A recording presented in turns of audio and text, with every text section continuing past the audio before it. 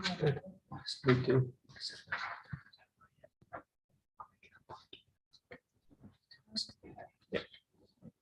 Okay. No, I've got it. Good evening and welcome to City Council meeting on July 26th of 2022.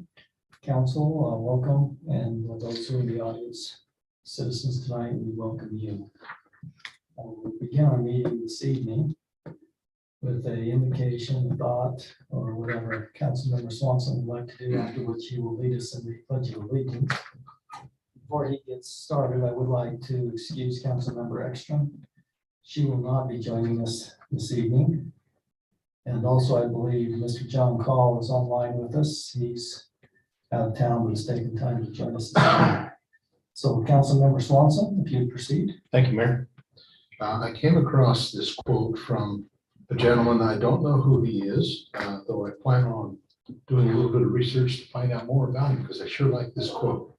His name is Richard von Weizsäcker. It almost sounds like a not serious name, but it says this: democracy feeds on argument, on the discussion as to the right way forward. This is the reason why respecting the opinion of others belongs to democracy. I think we see less and less of that in today's world, respecting the opinion of others and listening to those opinions that are different than ours. And I think we need more of it, and we need to return to that to really get back to the heart and the root of this country. So whoever this guy is, I'll give you a report at another time on who he is and how he came up with that quote. Please follow me for the pledge. I pledge allegiance to the flag of the United States of America and to the republic for which it stands, one nation under God, indivisible, with liberty and justice for all.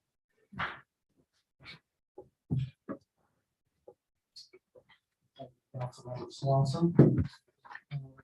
As we begin our consent agenda this evening, Council, I would call for any potential conflicts of interest regarding agenda items that we have this evening. And if we do happen to run across an item that you remember there's a potential conflict, please feel free to let us know. But at this time, our new conflicts need to be declared. I don't see any. So we'll move on to item number 3 on our agenda this evening, which is an action to consider the May 31st, 2022 City Council meeting minutes. Council, are there any corrections to those minutes? Seeing the shaking of the heads, then I would look for a motion to approve the May 31st, 2022 City Council meeting minutes. So moved. Councilmember Swanson has motion to approve the minutes. Do we have a second? Second. Second by Councilmember Savary. All in favor of approval of those minutes, please say aye. Aye. Are there any opposed? Motion passes unanimously. We'll now move on to item number 4, which is an action to consider approving June 7th, 2022 City Council meeting minutes. Are there any corrections maybe you're aware of to those minutes? Okay. Seeing none, we look for a motion to approve those minutes of June 7th. So moved. Councilmember Barker has motion to approve the minutes. Do you have a second? Second. Councilmember Dowpaz, any further discussion? All those in favor of approving the motion, say aye. Aye. Any opposed? Susan, thank you very much for the great job on the minutes you and your team. Actually appreciate it. I will now enter into our active agenda. We'll begin this evening allowing public comments. Once again, I would just remind you, so I don't have to be rude by any means, please limit your comments to no more than 5 minutes. Please state your name and if you're a resident of North Ogden. Susan, if you would watch online and let us know if we have any comments there. So at this point in time, any of the public here in our meeting, if you'd like to comment, that would be the time to step up to the podium and address the council. Susan, anyone online? I have Brenda Ashdown. Okay, let's hear from Brenda. Hi, I know that when I call in, I usually complain, but I wanted to correct that today. I had quite a involved conversation with Tiffany Staley this last week, and I just want to express my appreciation to her for carrying on that conversation with me and educating me on some things that I wasn't aware of. So I just wanted to say thank you. Thank you, Brenda. That was very kind. Any other comments? No.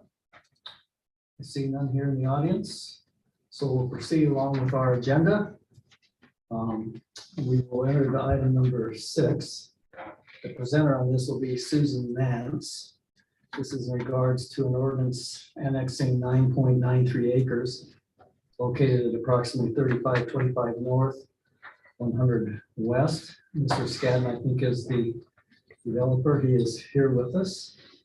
So Susan, do you have anything to add before we go into public hearing? Yeah, I'll just stay up here so I can manage everything. As mentioned, Rick Scadden is here. He filed the annexation petition for himself, George Evans, and Brett Johnston on May 11th.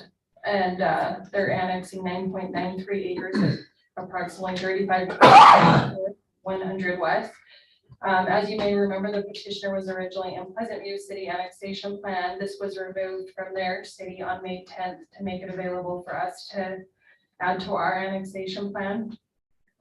The petitioner is requesting an RE20 zone, which the Planning Commission recommended on June 1st. As far as all noticing requirements have been met, including the public hearing that we will hold tonight. At this time, the annexation meets all the requirements from the recorder's office to be annexed before the council. There's an ordinance you will see after the public hearing. Okay, any questions for Ms. Nance this evening? I see none. So this time, council, I would open the public hearing in regards to this matter. Anyone who has comments at this point in time would be appropriate to address the council. I'm not seeing anyone rush to the podium. Move to close public hearing. I have a motion to close the public hearing by Council Member Swanson. All those in favor of closing the public hearing? I'll second. We have a second by Council Member Barker. Any further discussion? All those in favor of closing the public hearing, please say aye. Aye. Motion passes unanimously. In regards to this, council, then we would be looking for an ordinance, which is 2022-17. And this would be regarding annexing 9.93 acres that Susan referenced at approximately 3525 north, 100 west. Pennsylvania, this is ordinance number 2022-17. So council, I would be looking for a motion to approve that ordinance, which is annexing the 9.93 acres as previously referenced. We have a motion to annex this property. Mayor, I move that we approve ordinance 2022-17 annexing 9.93 acres at 3525 north, 100 west. All right, is there a Second. to that motion? We have a second by Councilmember Swanson. Is there any further discussion? Councilmember Barker. Do we have to assign a zone to it tonight, or is that a different date? I don't believe That's with it right now. so. It's all Yeah. part of this. Okay. Yeah, it's all together. So That's the the already- RE20 Yeah, I that know was we wanted the recommended, you're RE20. I just- accepting that at this time. Okay. Okay, thank you for that question, Councilmember Barker. Are there any further questions? All right, this being an ordinance, I will seek now a roll call vote. Councilmember Swanson, Yes. Councilmember Galvez, Yes. Councilmember Barker, Councilmember Severin. Yes. The motion passes unanimously. The property then is annexed into the city, and Susan will take the appropriate action to make sure that's properly recorded. Okay. We'll now move on to item number 7. This is a discussion on action to consider an ordinance annexing 11.114 acres located at approximately 1500 north and 150 east. Presenter will be Susan Nance, our city recorder. Susan? Dan Birch submitted an annexation petition for Howard W. Cheney, back on November 18th, 2021, petitioning 11.114 acres located at approximately 1500 north, 150 east. The petitioner is requesting the zoning of R4 zone, which the Planning Commission has recommended on December 15th, 2021. As a reminder, this annexation was withdrawn on February 8th, before the ordinance was actually heard. We had to hold a public hearing. The applicant has since reinstated their application. We renoticed this public hearing for tonight's meeting. As you may recall that there was some questions about culinary water in the area, and I've been informed that it seems steps have been made to secure the proper culinary water in this area for this property to be annexed. I'm assuming that came from Dave Espinosa. It's between Jason and John. That's their recommendation with that area, that there's things, the well and things will be online by the time things are built, and there's other things not quite ready to be built in that area as well that'll offset. So would it be correct to assume before approval is given for the plans that it would be conditional upon that? They still have, taking place? yeah, they would still have to go through all of their technical review process and their building and everything before that would go forward. Scott, you're shaking your head yes, that would be one of the conditions. Yeah. Okay, thank you. All right, at this point in time, council, I would open public hearing regarding this matter. Anyone who is online or here in the audience that would like to speak this annexation, now would be the time. Anyone online, Susan, would like to? Council, I'll be looking for a motion to close the public hearing. So moved. Councilmember Swanson has motion to close the public hearing. Second. I have a second by Councilmember Severin. Are there any further discussion regarding this matter?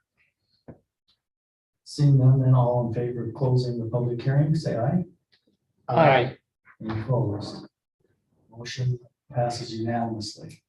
So at this point in time, council, I would be looking for additional discussion or a motion to consider ordinance number 20-22-18, which would be for the purpose of annexing 11.114 acres located at approximately 1500 north, 150 east. Once again, that is ordinance number 20-22-18. Do we have a motion? Mayor, I motion that we approve ordinance 2022-18, which is annexing 11.114 acres located at approximately 1500 north and 150 east. Thank you, Councilmember Dalpaz. Do we have a second to this motion? Second. Second by Councilmember Swanson. Do we have any further discussion, questions? All right, I see none, so we'll have a roll call vote on this. Councilmember Severin, Yes. Councilmember Barker, Yes. Councilmember Dalpaz, Yes. and Councilmember Swanson. Yes. Motion to adopt ordinance 2022-18 has been approved unanimously. Now we're on to item number 8, which is discussion or action to consider an ordinance amending exterior building colors for commercial property, and Brandon Bell, our associate planner, will be addressing the council on this matter. Mayor and members of the council. So in the last couple of months, the this issue has come up with the Nielsen's Custard working to establish a location here in North Ogden. I'm going to go ahead and read the legislative decision type statements. When the city is considering a legislative matter, the Planning Commission acts as a recommending body to the city council. The city has wide discretion in taking legislative action. Examples of legislative actions are general plan, zoning map, and land use text amendments. Legislative actions require that the Planning Commission give a recommendation to the city council, and typically the criteria for making a decision related to a legislative matter require compatibility with the general plan and existing codes. So there has been a site plan approved for Nielsen's Custard location here in North Ogden. The signature color for the company is white. The council, to my understanding, has expressed a desire to accommodate the color scheme for the company. And at the same time, there's been a significant amount of enforcement on an existing color requirement for earth-toned exterior building surface colors in the city along Washington Boulevard. Staff is of the opinion that if there's going to be an exception to the requirement for earth tones on buildings put into the code, that it should be limited so that the desire to add the Nielsen's custard color scheme is respected, but in a way that does not impact Washington Boulevard, where significant investment has been made in an earth toned color scheme. Staff holds the view that the best way to accommodate both goals is to simply add a restriction to the existing color requirement that would limit where the exception applies. That would then, the existing color requirement that requires earth tones would then continue to apply to areas where it has had the most impact, in other words, Washington Boulevard, and then be eliminated in other areas. The limited exception that's proposed in the ordinance amendment that's being considered at this time would allow other properties that do not visually impact the Washington Boulevard corridor to not be held to the same standard while maintaining the investment in the existing color requirement along Washington Boulevard. And to summarize the Planning Commission's discussion on the topic, the members of the Planning Commission voiced their support of adopting the ordinance amendment in these same terms, allowing an exception not directly on Washington Boulevard while maintaining the investment in the earth tone color scheme for buildings along Washington Boulevard within North Ogden City specifically. I'll just state one item on the detail just of how the ordinance is written. There might have been a couple of very minor just formatting changes that were made since the version that was shown to the Planning Commission. What it states is that it adds a limitation so that the color restriction to earth tones would apply to parcels adjoining Washington Boulevard, parcels which have a Washington Boulevard address, and parcels that are adjacent to a parcel adjoining Washington Boulevard, which is essentially to wrap the corner at any intersections is what that would cover. And then the address was for the sake of, there's oftentimes in commercial centers and shopping centers, there's parcels that share an access on Washington Boulevard, but the parcel that they're on doesn't actually touch Washington Boulevard. So that was a way of allowing that the requirement to stay in place in those areas. This would not apply to the parcel that is being proposed for the Nielsen's custard. That doesn't meet those requirements. So eliminate that requirement for that parcel. And then there's a couple of relevant, potentially relevant sections from the general plan that talk about creating a unique and pedestrian friendly downtown with amenities, resources, attractions that make this area function as the heart of the community. And then one of the strategies to achieve that is create design codes that encourage quality development through improved design and construction. And then develop a recognizable theme through consistent features and branding. So considerations that the council may want to bear in mind are, is the proposal consistent with the general plan? Is this request a positive change for the city? And is there additional language that's appropriate for this ordinance? Again, the Planning Commission recommended that this ordinance amendment be adopted in a 5-0 vote. And staff recommends that the council conduct a review of and discussion regarding the proposed ordinance amendment and consider whether they believe that the amendment should be adopted. And I'm happy to answer any questions that members of the council or the neighborhood have. Brandon, I do have a question. I think you addressed this based upon branding. It would seem that an additional requirement is required by a franchise. So that we do have limitations on this. I believe that this is a result of the franchise requiring it to be with all their other buildings. You talked about branding, but do you think that we could incorporate that it would have to be a requirement of the franchise agreement? That what would have to be a requirement of the franchise? For instance, the reason this has to be white tile Right. is because it's required by Nielsen Custard as part of their franchise agreement. Right. Because otherwise, people may like white even though it's off Washington Boulevard. But I think that's why. So are you issue? Are you asking that in order to get the exception, it would have to be part of a franchise agreement? Yes.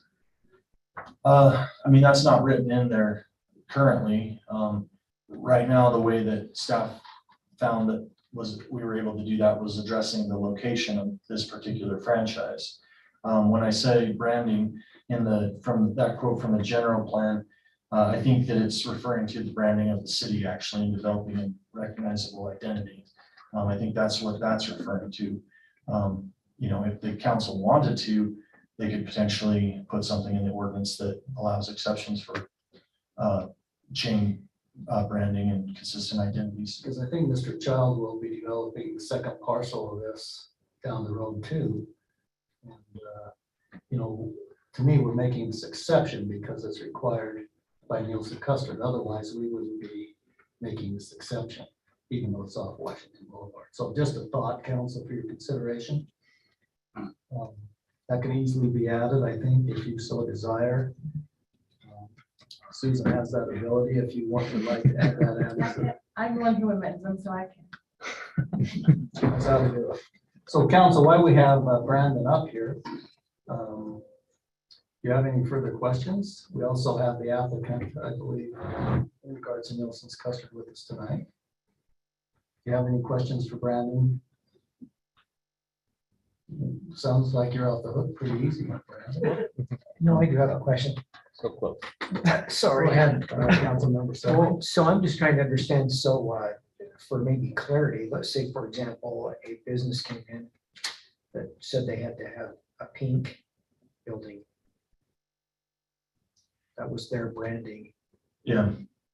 Currently, if it was on Washington, well, currently, if it was in the C2 zone with the way the ordinance is, they are supposed to use earth tones. There are accent colors that are permitted under the code. There have been, we did have one building that we said, you've got to change your color scheme, and they did. And then a number of them are addressed early on when they have site plan review. It's kind of hit right at the beginning of things, where we just put it as part of the site plan review and say, we review their building colors and we say, this is, what the code states. It does allow a lot of, it does allow a wider range than may sound of colors that fall under earth tones. And then another factor is that, for instance, with Arby's, they have, branding and identity requirements for their company as well. But the ordinance said that they could allow that they did need to have an earth tone, but then they were allowed accent colors as well. And so I can't remember what the specific was, but we worked with them and said, okay, just don't, there was something in the ordinance that was specific about making sure it stayed an accent color and that it wasn't overwhelming. So the Arby's that came in that's in part of town currently, their design was modified somewhat to meet the requirement. See, this seems like would limit council member Severing, people that's coming in and wanting to have these accent colors. To me, if it's required by the franchise agreement, it limits the number of issues that are going to have to be addressed, just because people would like to. I know you'd like to have a pink building. I'm not sure there's one.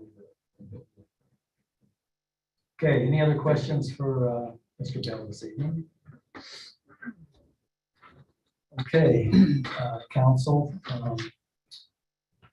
any amendments you'd like to make to the proposed ordinance, or do you want to proceed as limited here? This would be approving ordinance 2022-19.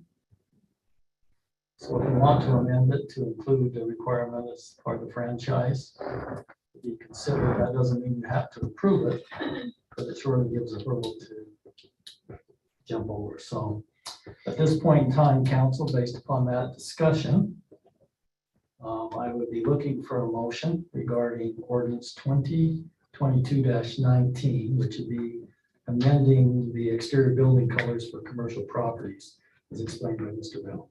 Mayor, I'll move that we approve ordinance 2022-19, amending the exterior colors for commercial properties to include mayor's suggested language that it also be contingent upon or a requirement of a franchise agreement. Okay, we have a motion. We have a second to Councilmember Swanson's motion. I second that. We have a motion and a second. Is there any further discussion regarding this issue? I see none. That being the case, then we will proceed with a roll call vote. Councilmember Dalpass, Yes. Councilmember Barker, Yes. Councilmember Severin, Yes. and Councilmember Swanson. Yes. Ordinance passes unanimously. We'll now move on to item number 9. This is a discussion or an action to consider amending the purchase agreement for property located at 457 East, 2600 North, which I believe is the property on which this building would be located. We have with us the Honorable Mr. John Call, who's our city manager and attorney. He's with us virtually this evening. So we would like to, at this point in time, then, John, have you lead us in a discussion regarding amending this purchase agreement. Okay, thanks, Mayor. So this is an agreement for that same piece of property you were just talking about with the white tile on the Nielsen's Custard. The discussion that's being requested tonight, there's 2 components to it.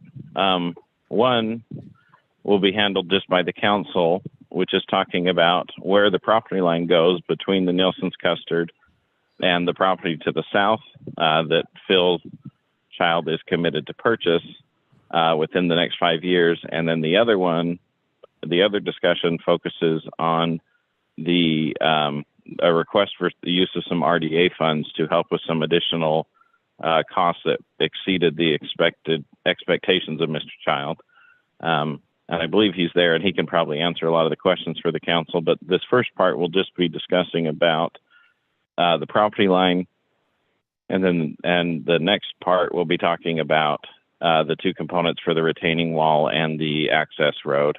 But the request before you tonight, under our current agreement, we had authorized up to $275,000 for the excavation of the soils on the property to accomplish the right elevation, as well as remove the unsuitable soils that have been stockpiled there.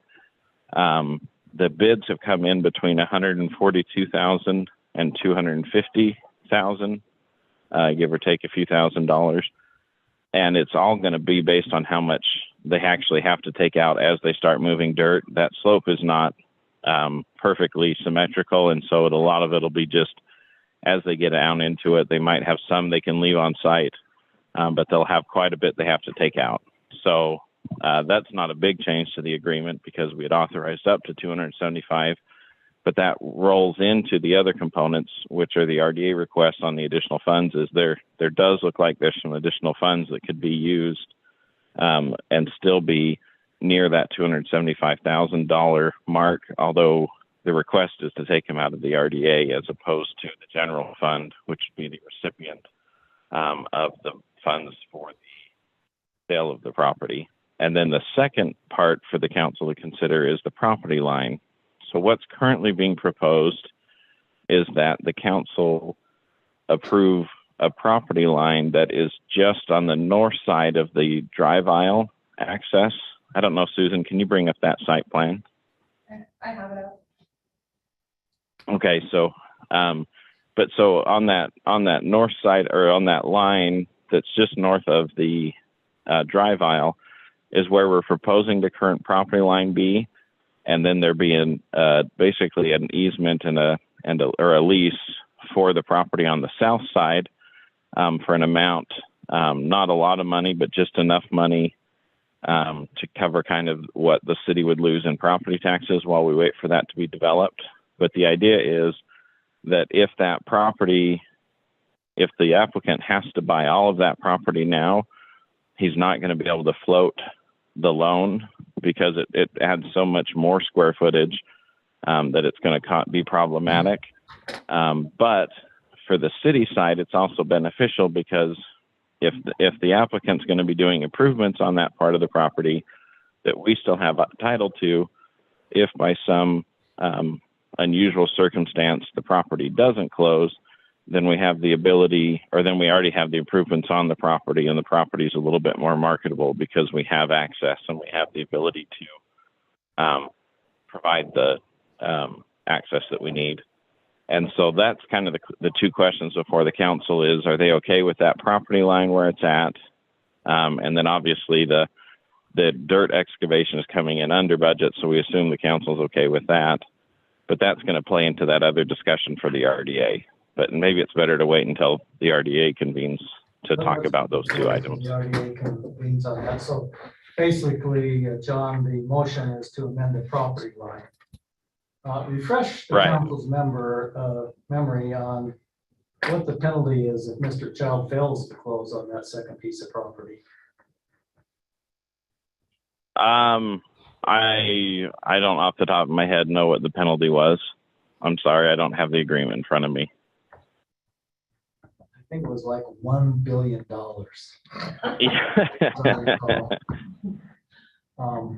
Okay, so the motion before us is to amend the purchase agreement in regards to the property line. And John, does that have a effect on the purchase price? It would. So the current agreement is just a per square foot price. And so the number of square feet they'd be purchasing would be reduced a little bit. But it would probably save about $100,000 in cost now. But then the city would get that money at some point in the future when we close on the other piece. The goal is. Correct me if I'm wrong, but the council in our budget when we did this was the city would be netting $500,000 out of this property, which is the amount I think the city can recognize. Above that, we need to return that to Weber County, I believe. Correct. And this will, this actually, the main property that would be closed on now, the purchase price would be somewhere around $600,000. And so this will get city fully compensated. And then the southern portion, or then that extra money would go back to the county. So that's the net amount right after the $275,000 commitment is the 600. Correct. Okay, just wanted to clarify that. Council, Yeah. do you have any questions of Mr. Call? JD? I didn't quite understand the property line. I might need it pointed out to me exactly what you're saying. Do you have the pointer, Susan? I think it's that. The dotted line? On the north of those. Okay, then The cars there. Okay. now I know. Now I know we're good. Okay, any other questions for Mr. Call? All right, then, council, I'd be looking for a motion to amend the purchase agreement on the property located at 457 East 2600 North, as outlined by Mr. Call. We have a motion to do that. Is there an agreement number like that? I do not have an agreement number. So, and technically you'll be authorizing the mayor to sign the closing documents that show the property line. The original agreement, I put it in the packet wrong, but the original agreement doesn't need to be amended. We're just establishing that property line based on that site plan. Okay, so no, That's my fault, Mayor. Amend the agreement. You're simply looking for the council to authorize the mayor to sign this agreement changing the property line. Is that correct? Correct. Mayor, I'll move that we approve, that we authorize the mayor to sign the closing documents, moving the property line as discussed. Well, that's probably the riskiest motion. this It's a council's huge ever risk. made. But we know where you live. Yeah, do we have a second? on that Second. motion? All in favor of that motion, please say aye. Aye. All right, thank you very much. So at this point in time, council, I would like to recess the city council meeting and convene the RDA committee. So I'd be looking for a motion to adjourn this meeting and convene the RDA. Such a motion. Mayor, I move that we recess city council meeting and convene the RDA. Thank you, Councilmember Severin. Do we have a second to that motion? Second. A second by Councilmember Barker. Any discussion on that motion? All those in favor then of adjourning the city council meeting and convening the RDA committee, please say aye. Aye. Are there any opposed? None opposed, so the motion passes unanimously. So at this point in time, John, we are in session. The RDA committee. Okay. Members present here are Councilmember Swanson, Dalpaz, Barker, and Severing, with Councilmember Ekstrom being excused.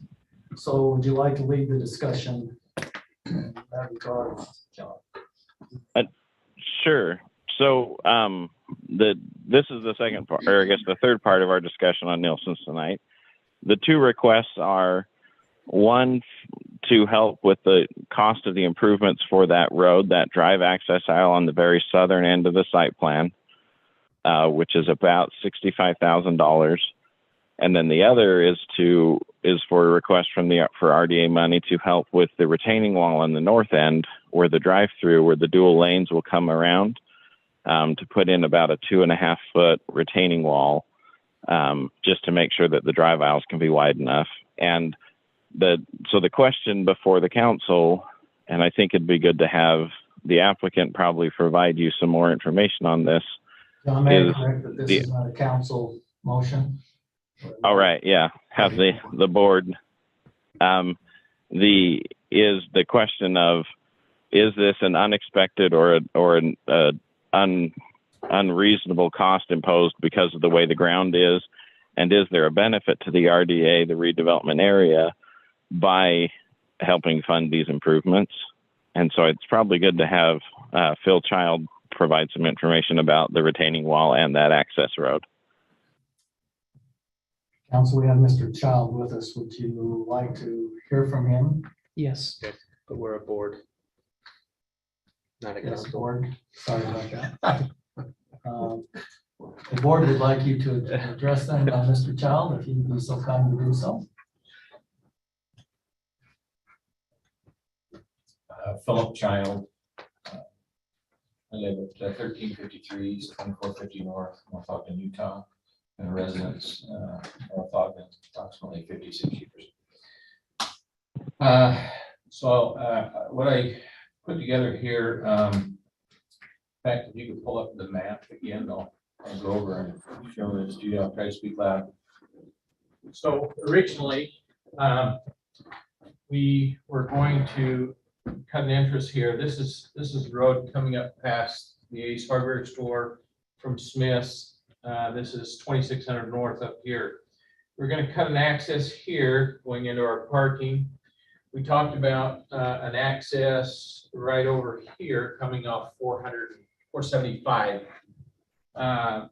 And that would come into the parking this way or come up, to the drive where they place the order and they come around. In talking and meeting with Scott Hess and John Call, we felt like if the Nielsen's custards typically, like if you go down to the one in Bountiful, they come off of 2600 and then they line up out on the street, and it's a problem. It's a safety problem for the community. It's a safety problem for the people doing that. We felt like after talking to John and Scott that it would be a safety issue because we'd have stacking out on 475. I'm probably going down on the 2600 north. So we agreed to close the access off of 475 and then put in a stacking lane off of the road coming up past Ace Hardware. So we just have the one entrance, and that would avoid any safety concerns out on 2600 North. It would create a bottleneck on 2600 North, maybe even accidents. And so to avoid doing that, we felt like we needed to put in this access road here. And we, as we mentioned, that added, I had Arno do some preliminary costs on that road, what it would take to put that in.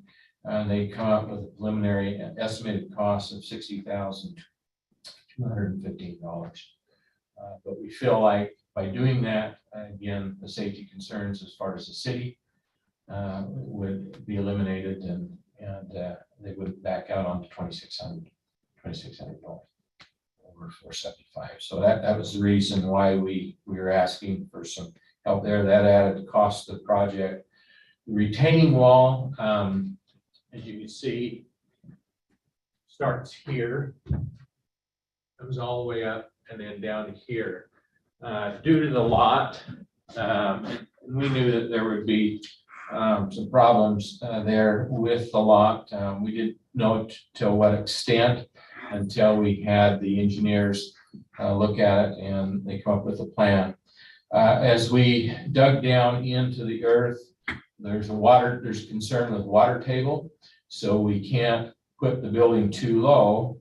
But then the other problem is with the parking, if we raise it up too high, then it doesn't meet the ADA requirements for the parking lot. It would be too steep. So we put it down low enough and up high enough, which caused us to have to put a retaining wall on 475 and also on 2600 North. And so as Arno did some preliminary cost to estimate this wall, it's about $35,000. Again, this was kind of an unexpected cost as well, building cost. And I, like I say, I know, you know, that I'm asking a lot of the RDA board, but I feel like this will be a benefit on both. Number one, retain the soil there on the north side of the drive-through, and then also on the east side there.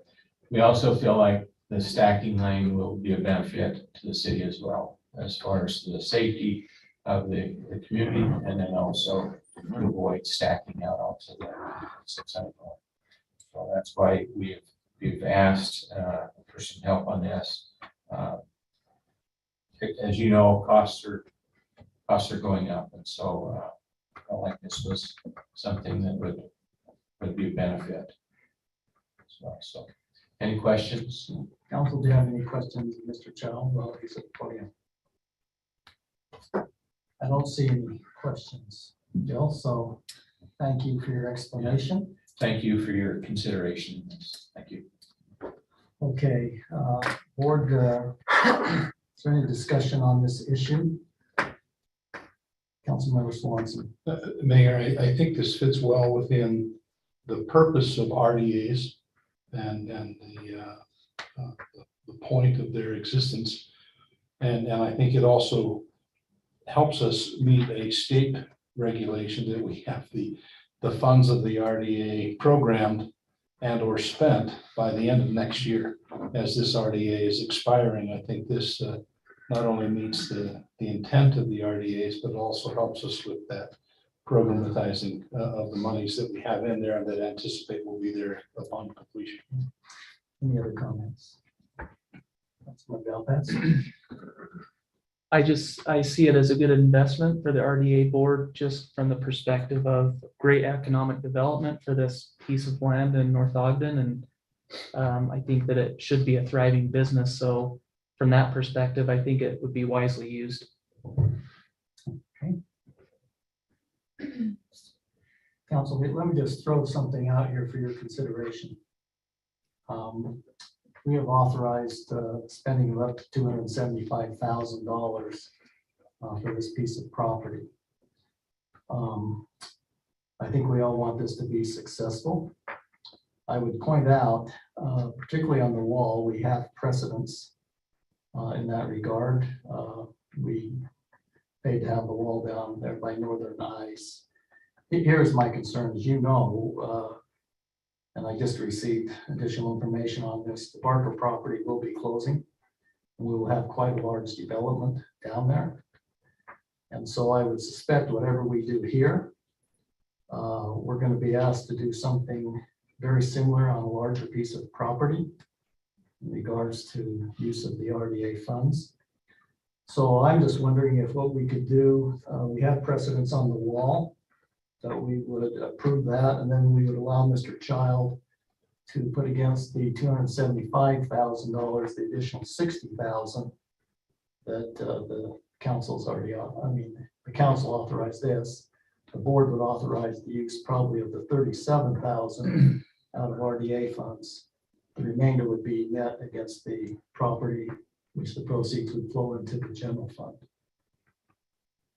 My only concern is I think we can accomplish this based upon the sale of the property without setting a precedent of expectation what will take place in that development down on 2700.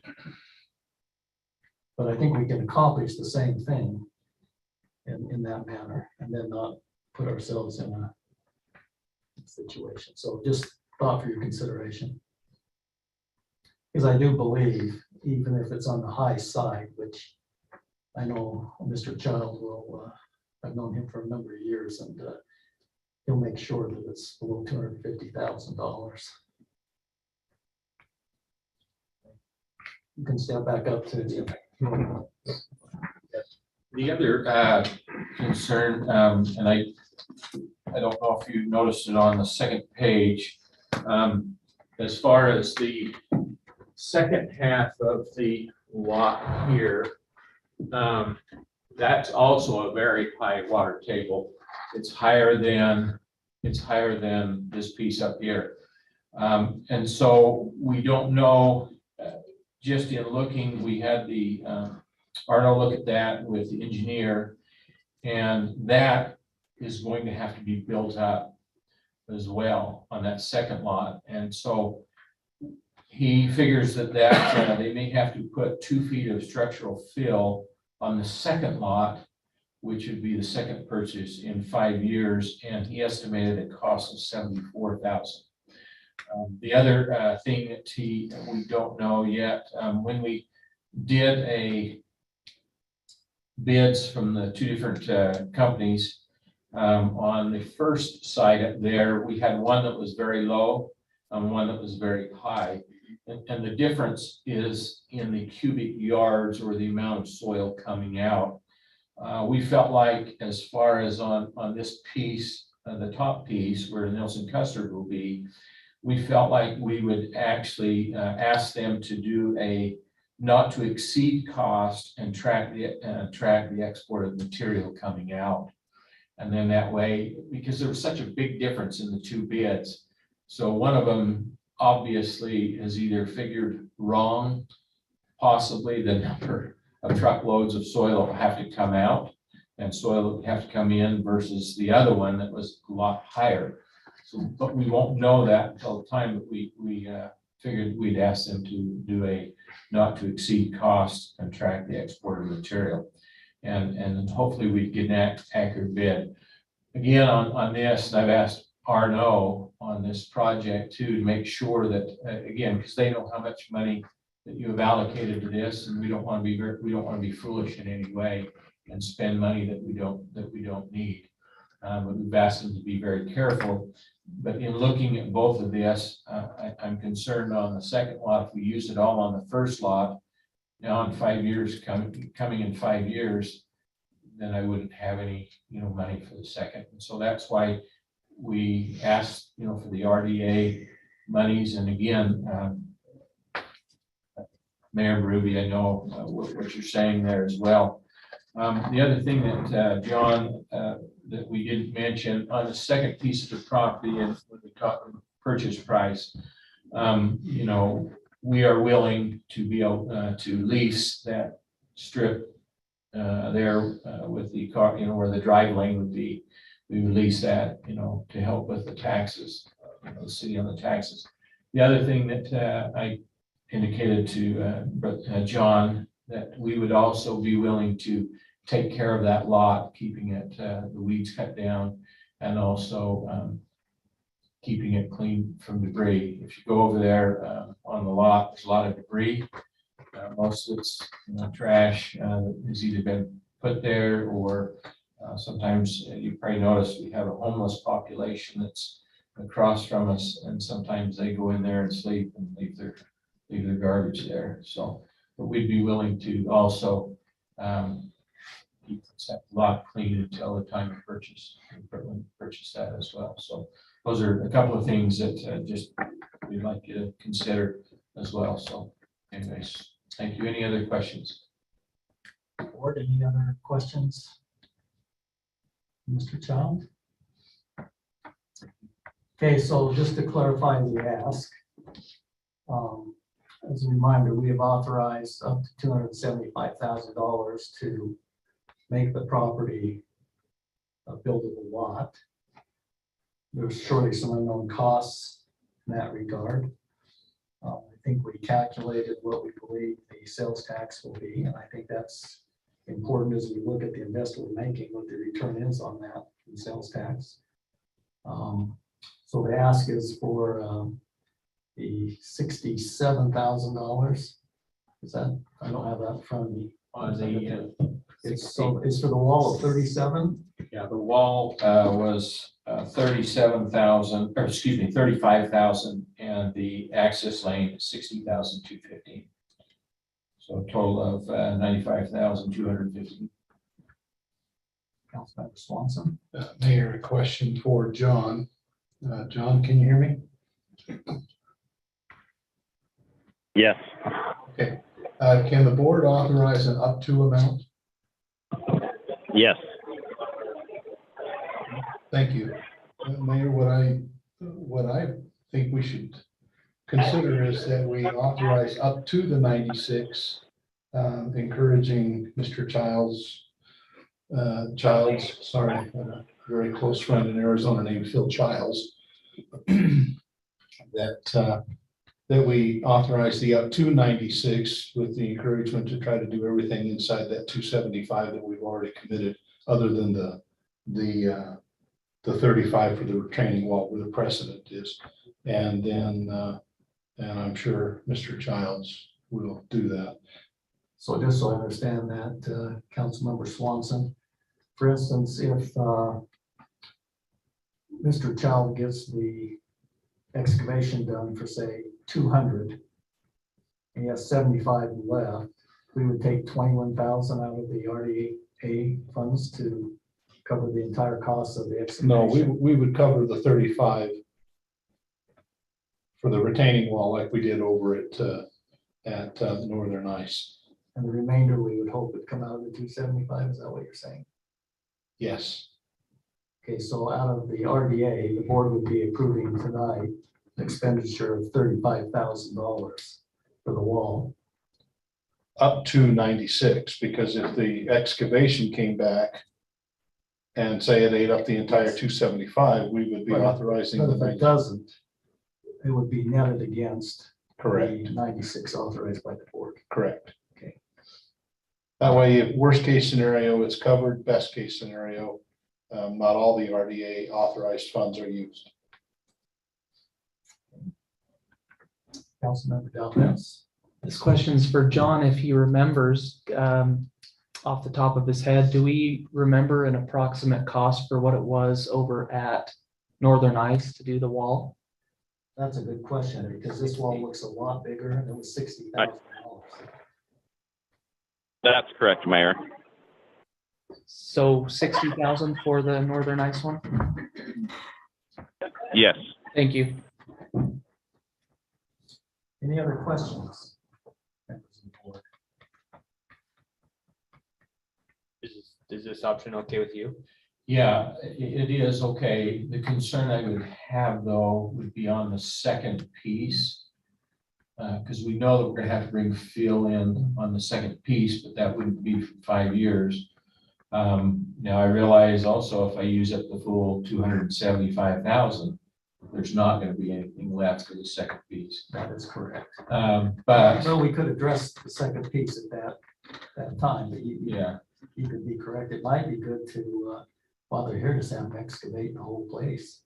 yeah, they could definitely haul some soil in. Now, so they won't have to take any soil out of the second piece, but they will have to bring approximately 2 feet of fill in on the second property. It would seem like to me, since the That would city make is sense. expending the 275,000, it might be well just to Get that done. get that leveled at the time, then we know exactly where we're Where at. we're at, yeah. And then as far as the RDA money, that would come out of the RDA pot, basically, okay. And We that authorized up to 96, up to 96. Yeah, if this passes. if this motion passes by the board. I'm very okay with this, and I'll talk to Arno and make sure that we know we're getting the second piece done as well, but they have But the to goal is to use as much of that 275 to cover cover these that. additional costs, Yes, because in essence, the city then makes an additional investment. And I think they need to analyze that against the potential sales tax the city's going to generate. That's just a common return on its investment. yes. So I would think that that analysis would be helpful. Councilmember Swanson, please. That's just one additional question for Excuse John. me, Board Member Swanson. Yes, while I was waiting for them to correct you. so. That's nothing like John, Yeah. do you see issues with the up to suggestion? We just want to make it very clear what we're measuring against, so I think if it's like, if we're talking about the retaining wall is an up to this number and it's not being balanced against something, but the cost for the road is an up to, and it ties. That's really clear in part of the motion. Okay. I guess I could can- ask, yeah. John, why that would matter. I mean, if we're going to authorize the expenditure by the board of the 96,000, if it's in excess of that, if Mr. Child finds out the retaining wall 70,000 and the road's 100,000, that falls on him. So I'm just wondering why we want to indicate how he has to use that money instead of just us authorizing the use of that money on the project. Is there a specific reason why we do that? So only thing I was thinking was if you were looking at the 275,000 initially authorized, and you were trying to measure, because most of the dirt work or or a lot of that cost for that road, that 65,000 is the fill and the work that's going to happen there. And so that's why I thought that maybe you'd want to be talking about the difference as opposed to just one big number. Yeah, I just want to clarify that the up to 96 is dependent upon how much is left over to 275. So if Mr. Child gets that excavation done on both pieces of the property for $225,000, he's got 50,000 plus 96,000 to accomplish what he's referenced here tonight, which would more than cover what he's, or very close to covering what he's asking. Okay. Okay. So board, do you have any further questions? Mr. Child, this evening? Okay. Okay, thank Thank you. you. So board, I would be looking for a motion then to expand, authorize the expenditure up to $96,000 up to out of RDA funds for use of the property located at 457 East, 2600 North. Do we have a motion by a member of the board? So moved. So moved by board member Swanson. Do we have a second? I second that. Second by Councilmember Seven. Is there any further discussion? All right, all those in favor of the motion, please say aye. Aye. Aye. Are there any opposed? Motion passes unanimously. I would be looking now, board, for a action to adjourn the RDA meeting and reconvene the regular city council meeting. So I'd be looking for a motion So to moved. adjourn the RDA meeting. We have a motion by board member Barker to adjourn the RDA. We have a second by board member Severin. Is that correct? Correct. All those in favor of the motion, please say aye.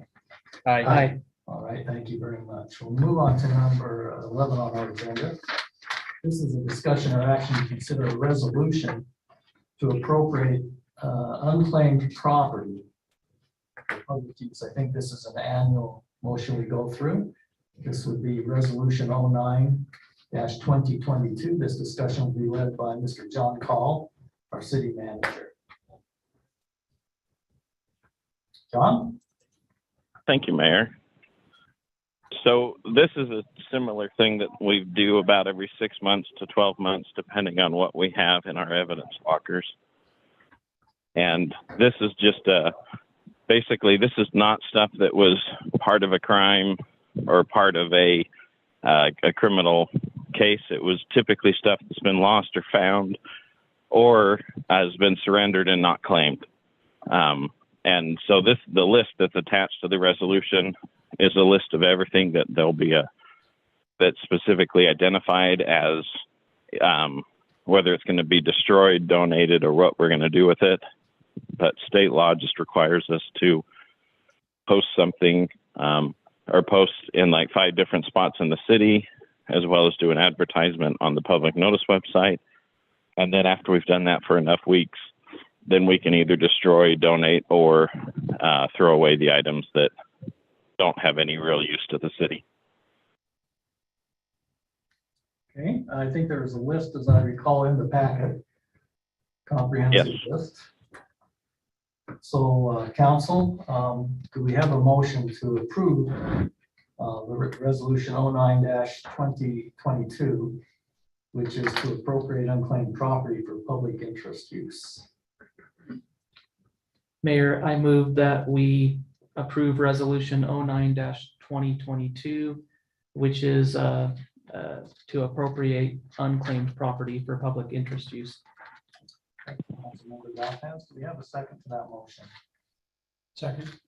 A second by Councilmember Swanson. Is there any further discussion? I see none, so we will have a roll call vote. At this point in time, Councilmember Barker, Yes. Councilmember Severin, Yes. Councilmember Swanson, Yes. Councilmember Valpas. Yes. Motion passes unanimously. We'll now move on to item number 12. This is a discussion on Cherry Days. This will be presented by Councilmember Barker with assistance of Tiffany Staley, who is our Parks and Recreation Director. Councilmember Barker, please. All right, so let's begin with Tiffany, and we at the Parks Department would like to know what is the vision and direction you want Cherry Days to go moving forward. The biggest question is, how big do we want it to be?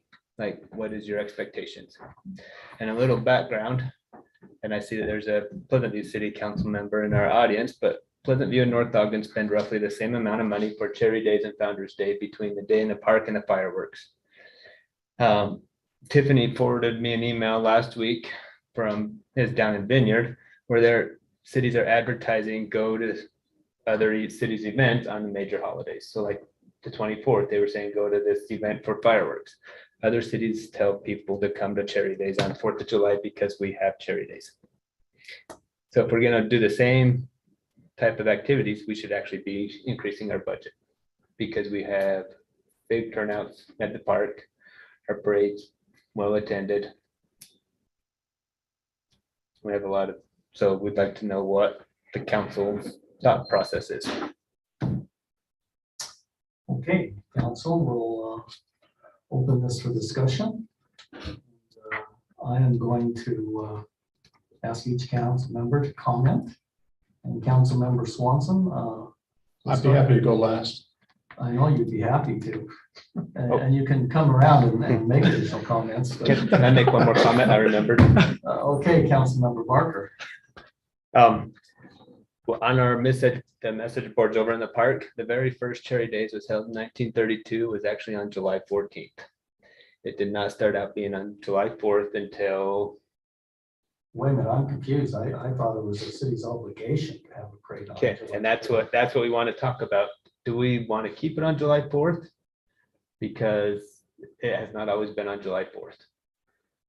Correct, and I would just add to that, I've had one of the large sponsors of our event approach me and indicate it's becoming quite a problem for them as they have additional business, plus they have to employ a lot of folks to be engaged in that, and they feel like it's really starting to interrupt their holiday. Just add some color to that. So, Councilmember Swanson, I would say that was a nice try for you to defer, but we're going to start with you if that's okay. Well, I think that I have a couple of thoughts. One, Mayor, you and I have discussed recently about how Cherry Days is handled. Councilmember Barker, we've spoken as well. I think we've spoken with just about everybody. Does it continue to be a fully city-led event? Or do we turn it over to a regular citizens committee that by and large runs it with city support and some city financing? But the yeoman's work and the bulk of the efforts are done by a citizens committee. The couple that I talked to are all in and ready to go. I think we need to look at, I don't have an issue with the date that it's held on. It can be on the 4th, it can be on the 14th, it can be on another date. Obviously, it started on another date and was held there for a number of years before it moved to the 4th. I think we have to have some amalgamation of city and citizen efforts in order to best provide the activity that's being looked for and not put an unending and not terminally, but continuously escalating cost and burden on the city to pull this thing off. As Councilmember Barker mentioned, that other cities are more than happy for us to do all the work and go to all the effort, and they'll happily send their citizens up here. There's certainly a sales tax benefit that comes, but I think this year is the first year that we've heard from that one particular sponsor that it's becoming onerous on their employees and on management to try to staff in a time where staffing is low and getting sufficient employees is difficult. The cost of employing those employees is going up, so paying them the extra that may be overtime is even more. There's a lot to it. As far as how big it is, I love the parade. I think it's great. Judging by the turnout that we have at the activities piece, it's also a loved part, right? I don't know how you reduce it without significantly changing the character of the event. That's why I'm very in favor of the citizen committee and allowing that citizen committee to make the determination. The city essentially saying, here's the finances that we'll put behind it. The number of volunteers and the engagement of the community would largely determine the size of the event. If they can't get very many volunteers to help, it won't be a very big event. If they can rally the troops and do that year after year, then it could be a very large event, but it again would not be onerous on the city and or on sponsors, and it can be on any date. I think there's models that have shown that our neighboring city does that with huge involvement from the community and their successful event. So I think it can be done. And I'll say this knowing that mayors don't have a vote, but there has been. You could deny, we only have 4 council members here. Yes, could tonight. You guys would probably make me do it, which I'm fine with doing. But there has been some discussion on what activities we can combine. I.e., do we both need to have our own fireworks show? Or do we have some type of combination to have a really, as Ed Sullivan would say, a really big show? But that would be up to each council members. But when you really look and the cost of doing that, I think Tiffany's made it very clear that if this burden of Cherry Days is put on the city, there's additional resources that would be needed to accomplish that, which resources aren't currently in the budget, is my recollection. So thank you for your comments, Councilmember Swanson. Let's go to you, Councilmember Dalpass. I think the consideration for one of our major sponsors having an issue with doing it on July 4th, that's pretty big to me. I hadn't heard that until now. If I think about my entire life. It's always been on July 4th. So from a tradition standpoint, I don't love the idea of changing it. But if it's for a very legitimate reason such as that, I think we could consider that. And I think we've proven in the past, there was a lot of volunteers this year for sure. But the year before it was completely community led. And I think we saw that it was a success. So I think having an actual established committee would be the key to that. Make sure that the committee is, formed well ahead of time, that they have an entire year if needs be to put everything together. And also that committee should be able to know that they can call on the city council members and the mayor to lean on, because they're going to need our help if they're trying to put this together. I think part of the success of Pleasant View is their council is very involved and takes on specific assignments to make things happen. And so I would suspect that the council would have to be very supportive and involved in the process if that's the direction the council goes. Councilmember Barker, let's hear from you as the liaison to the Parks and So Recreation Department. I meant to mention as well, I write a bunch of notes, but then I never read them when I'm talking. We can help you. I appreciate it. Yeah. One thing we have to think about, is this a Cherry Day celebration or is it a 4th of July celebration? Are they the same or are they different? I think it's called Cherry Days. Yeah. So Even though there's some that believe we have an obligation to have a 4th of July parade and event. I'm not aware of anything in the Constitution that requires that. So I believe the name is Cherry Days, and the origin of this, and Tiffany can correct me if I'm wrong here, is that this started as a way for cherry growers to get people in the community to buy their cherries. How it morphed to July 4th again, I know I'm old, but I'm not quite that old to recall why it morphed into. But to me, if you're asking, I'm saying it's a Cherry Days event. So if it's a Cherry Days, then it doesn't matter if it's on the 4th of July. Well, that's just my opinion. I don't know what And the rest of the council feels. and that's my opinion. And I've spoken with staff and work in public safety. The best Cherry Days we've ever had was 2020 when COVID canceled everything, because we didn't have to come to work on Cherry Days and we could spend it with our families.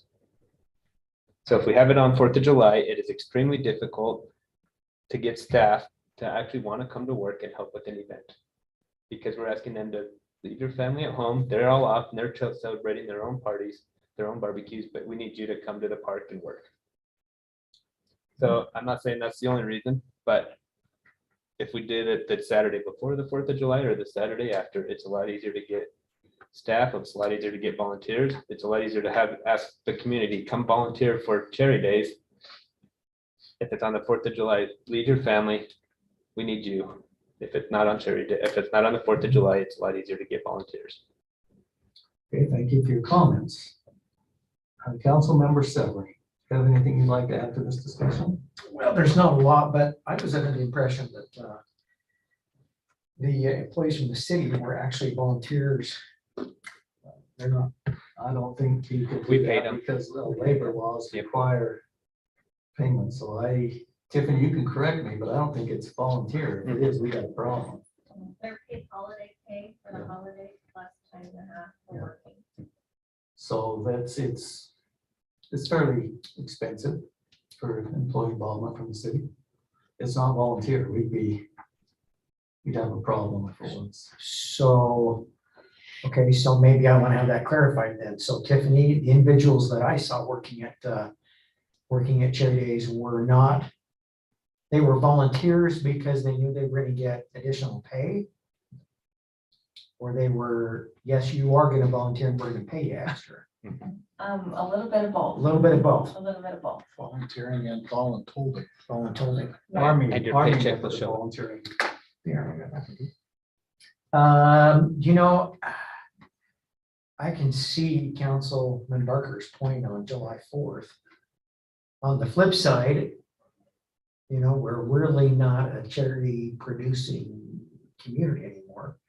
But I do like I do like the emphasis on kind of the patriotic approach that we take on Chair Days. Pleasant View calls there, of course, theirs is on a separate time, but Founder's Day, right? So the council knows I'm always supportive of. I think we have a lot of people out there who would be more than willing. We saw that last year to be able to help with a successful Charity Day / July 4th activity. I realize that's a huge burden upon the Parks and Recs staff. So I'm okay with moving toward a direction of it being citizen driven and city supported. On a day other than the 4th? Or did you find something in the Constitution that you? Yeah, amendment number 10 does say that North Ogden has to have Require us to have a parade and stuff. wow. I think we'd probably be met with pitchforks and axes by the By time North we Ogden leave. residents or neighboring cities residents? Well, you know what, there's no doubt that there are a lot of individuals that come from other communities, that's for sure. But to be told, hey, just go to Pleasant View and go to Ogden. We're gonna see something interesting, right, on how the attendance is of our fireworks on August the 1st. That seems to be a major attraction, but I saw a couple hands down here. Councilmember Swanson, let's go I back think to. as we consider the community involvement, we have to also contrast last year versus this year. Last year, there was a bit of a pitchfork mentality going on. There was some anger because it was canceled for a second year in a row. There were those that felt that the Constitution required that we have the parade. And that rallied a lot of people to help. Talking to Tiffany about this year, it was pulling teeth to get volunteers. And I don't think we actually had the number of volunteers that we would have liked to have had because enough people didn't step forward. So I think under certain circumstances, our community has shown to be very rallying behind something. The only concern that I have is, will that be an ongoing annual thing? And I think that will largely depend on who we have leading that citizen group.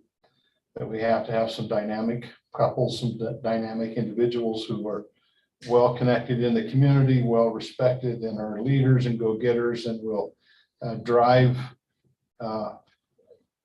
to go get, and I don't mean like get in their car, but will be driven to get the volunteers and get people involved rather than just, hoping. And I think that's the success will depend on that. I think that's a good point. I think that's where the council has to be involved and set the example in regards to leadership. So I think a key to this, council, is how much you're willing to commit as leaders in this community to make this event happen. I would demand the suggest- dunk take. Huh? I'll take care of the dunk take. Yes, I found that you do a good job on that, you and Blake. May I suggest, since we're talking about this being a community event, I know we've been elected by community, but most of you are fairly connected in the community. Perhaps we should get some feedback. I'm in favor of this being a community event. If we give proper resources to Parks and Rec and the committee to pull this off, I don't think we can just flip it out there. We're going to have what the city's willing to commit financially and from the council. But I would suggest if there's truly going to be a event that we seek some input. And this evening, maybe if I'm hearing right, I think we are leaning towards this becoming a community event. If I'm hearing right, the question on the table then would be, when is that event? Is it, a July 4th event? I really think the other thing here, and I don't mean to tick anybody off, but I do think it's time to start getting over our egos and seeing what we can do together to make this event top quality. Because look, we both attend each other's events. There's no ifs, ands, or buts about that. And so that being the case, if we could make a super event that is ingrained in people's minds is very high profile. We surely don't want to distract from community's event that's already in place, citizen driven, but I'd at least think that's something we ought to have further discussion on. So, Mayor, may I ask a question? you surely can, Councilmember Severin. Can I ask a question of Councilwoman Sarah Yuri? I don't believe she's a council member here in our No, city, but but can I ask the As a- question? Residents, Sarah, you're- as Resident, sorry about that. Pleasant View resident. Pleasant View resident. However, I think we need to be careful because what happens is we don't want community member Yuri, because let's be realistic, anytime a council member speaks, as much as we like it to be personal, it is viewed as a comment as a representative of the city. So knowing that, if you want to put There are a few things that I could offer that are official from the city. If you would like. perfect. Can we do that, council? Would you be interested to hear from citizen Yuri? With some ideas that she can bring forth? Would that be fair? Would it be okay if I asked her a question? While she's up here? Yeah. Maybe. We'll see what she has to say. Okay. Would you like me to approach?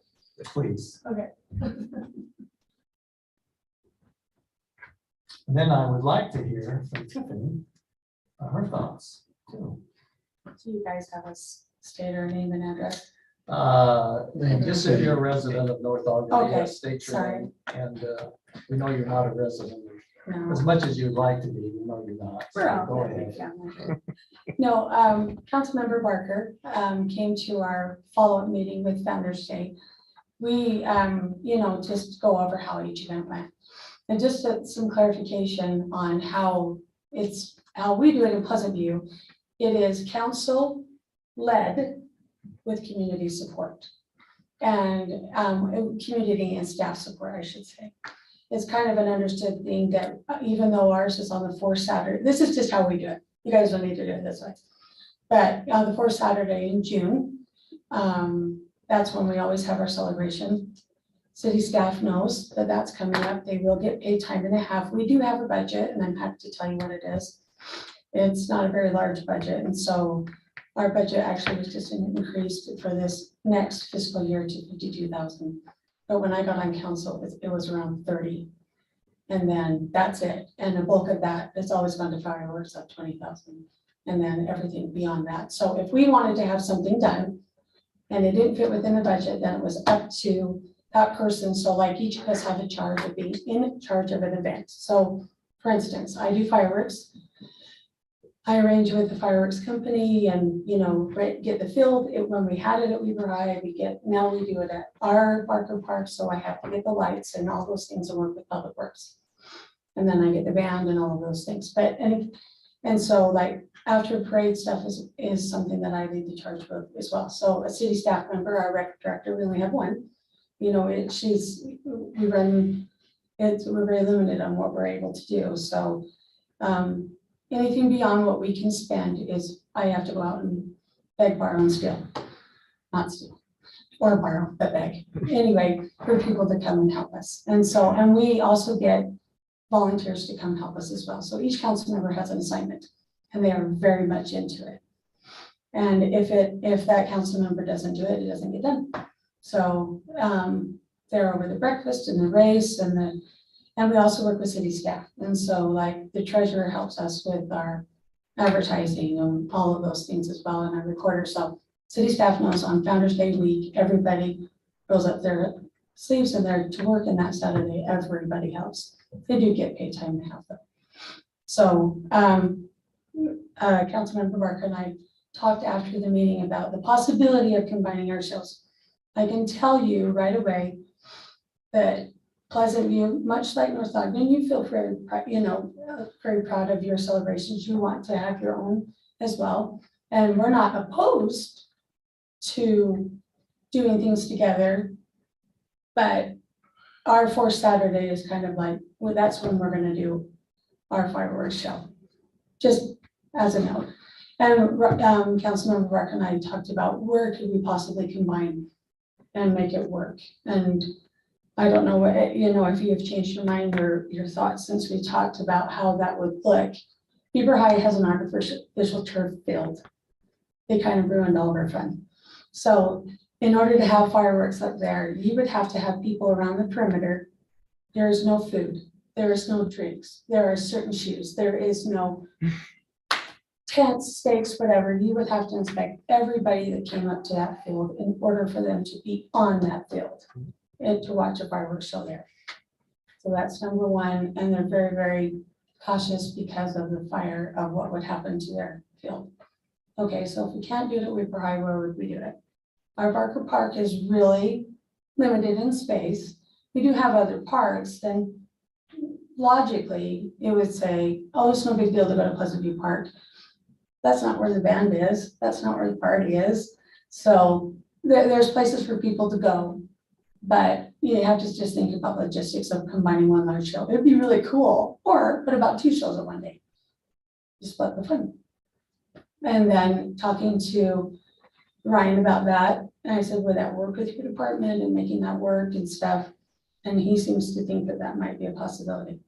So just a thought, if you were to kick off your Charity Days week with your show, or I don't know, whatever, if you wanted to do it together, just some thoughts that way. Because I think it's great that you guys want to do what you want to do, and I fully support it. At some point, your celebration is so big. How do you scale it back? I don't know how you would do that, and more power to you if you could figure that out. Because ours just keeps getting bigger and bigger every year, possibly on a different day. So just some thoughts that way. So we're not opposed to combining certain things, but we hold dear that the fourth Saturday, that's when we have our Founder's Day. So I can speak freely with that one. Okay, cool. So I don't know if that's helpful.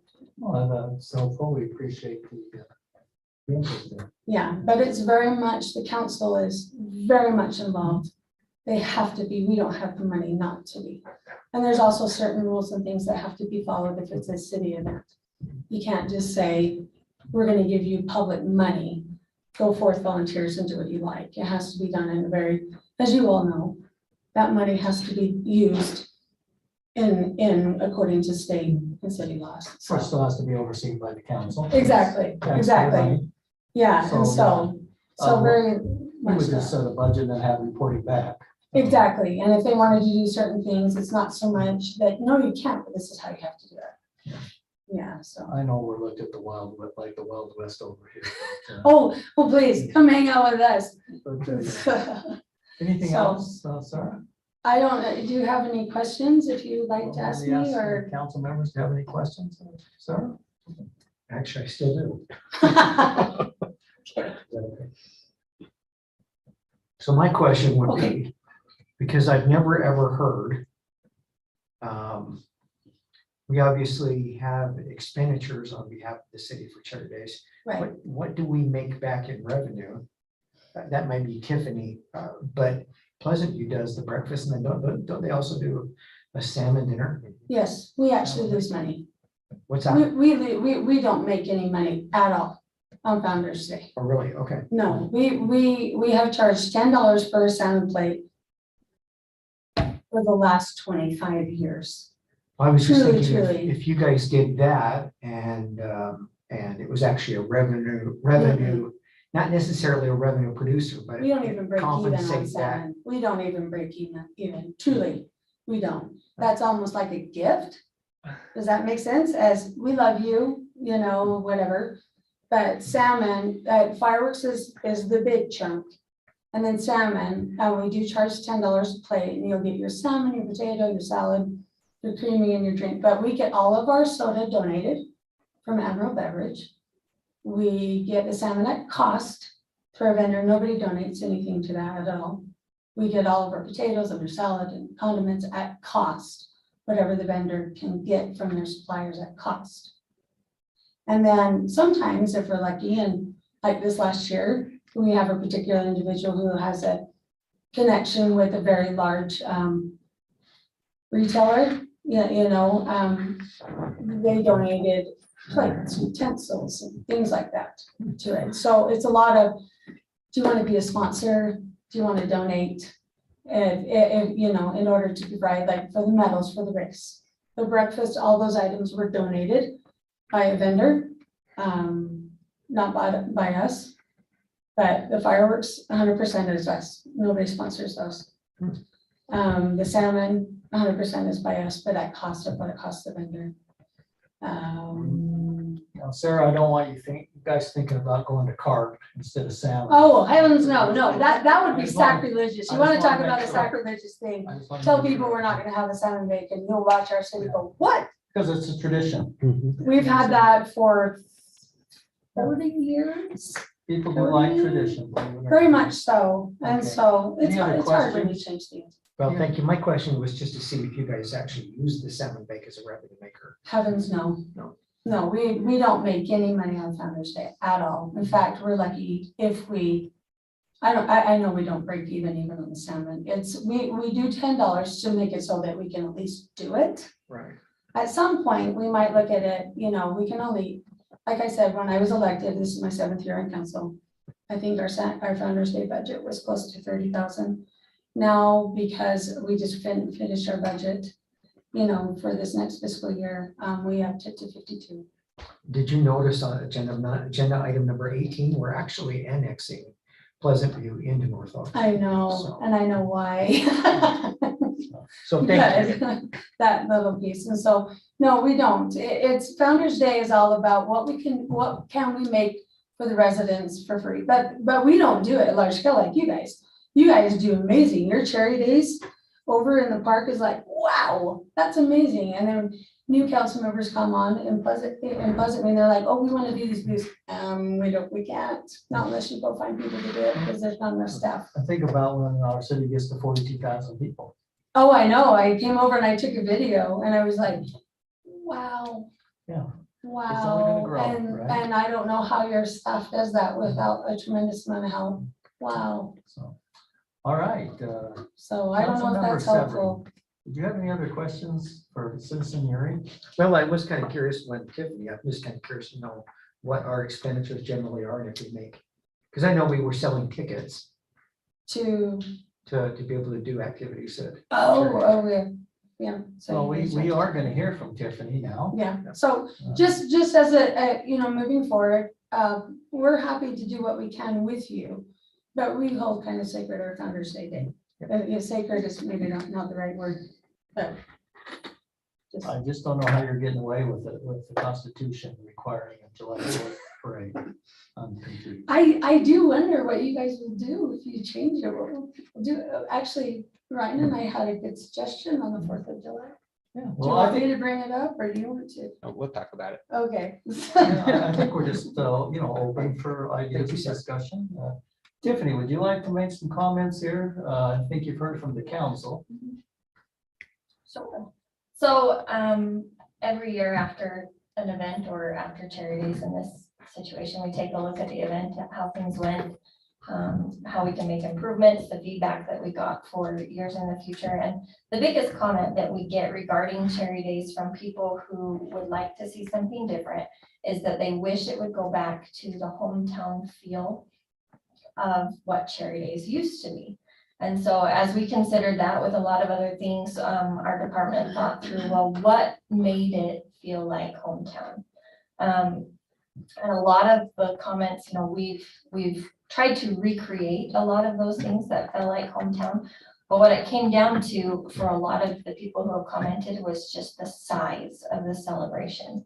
North Ogden City is no longer the small hometown that it used to be. The city is growing, like the mayor mentioned, it's going to, we will reach 40,000 in a few years. And so the size of the city itself is not what it used to be.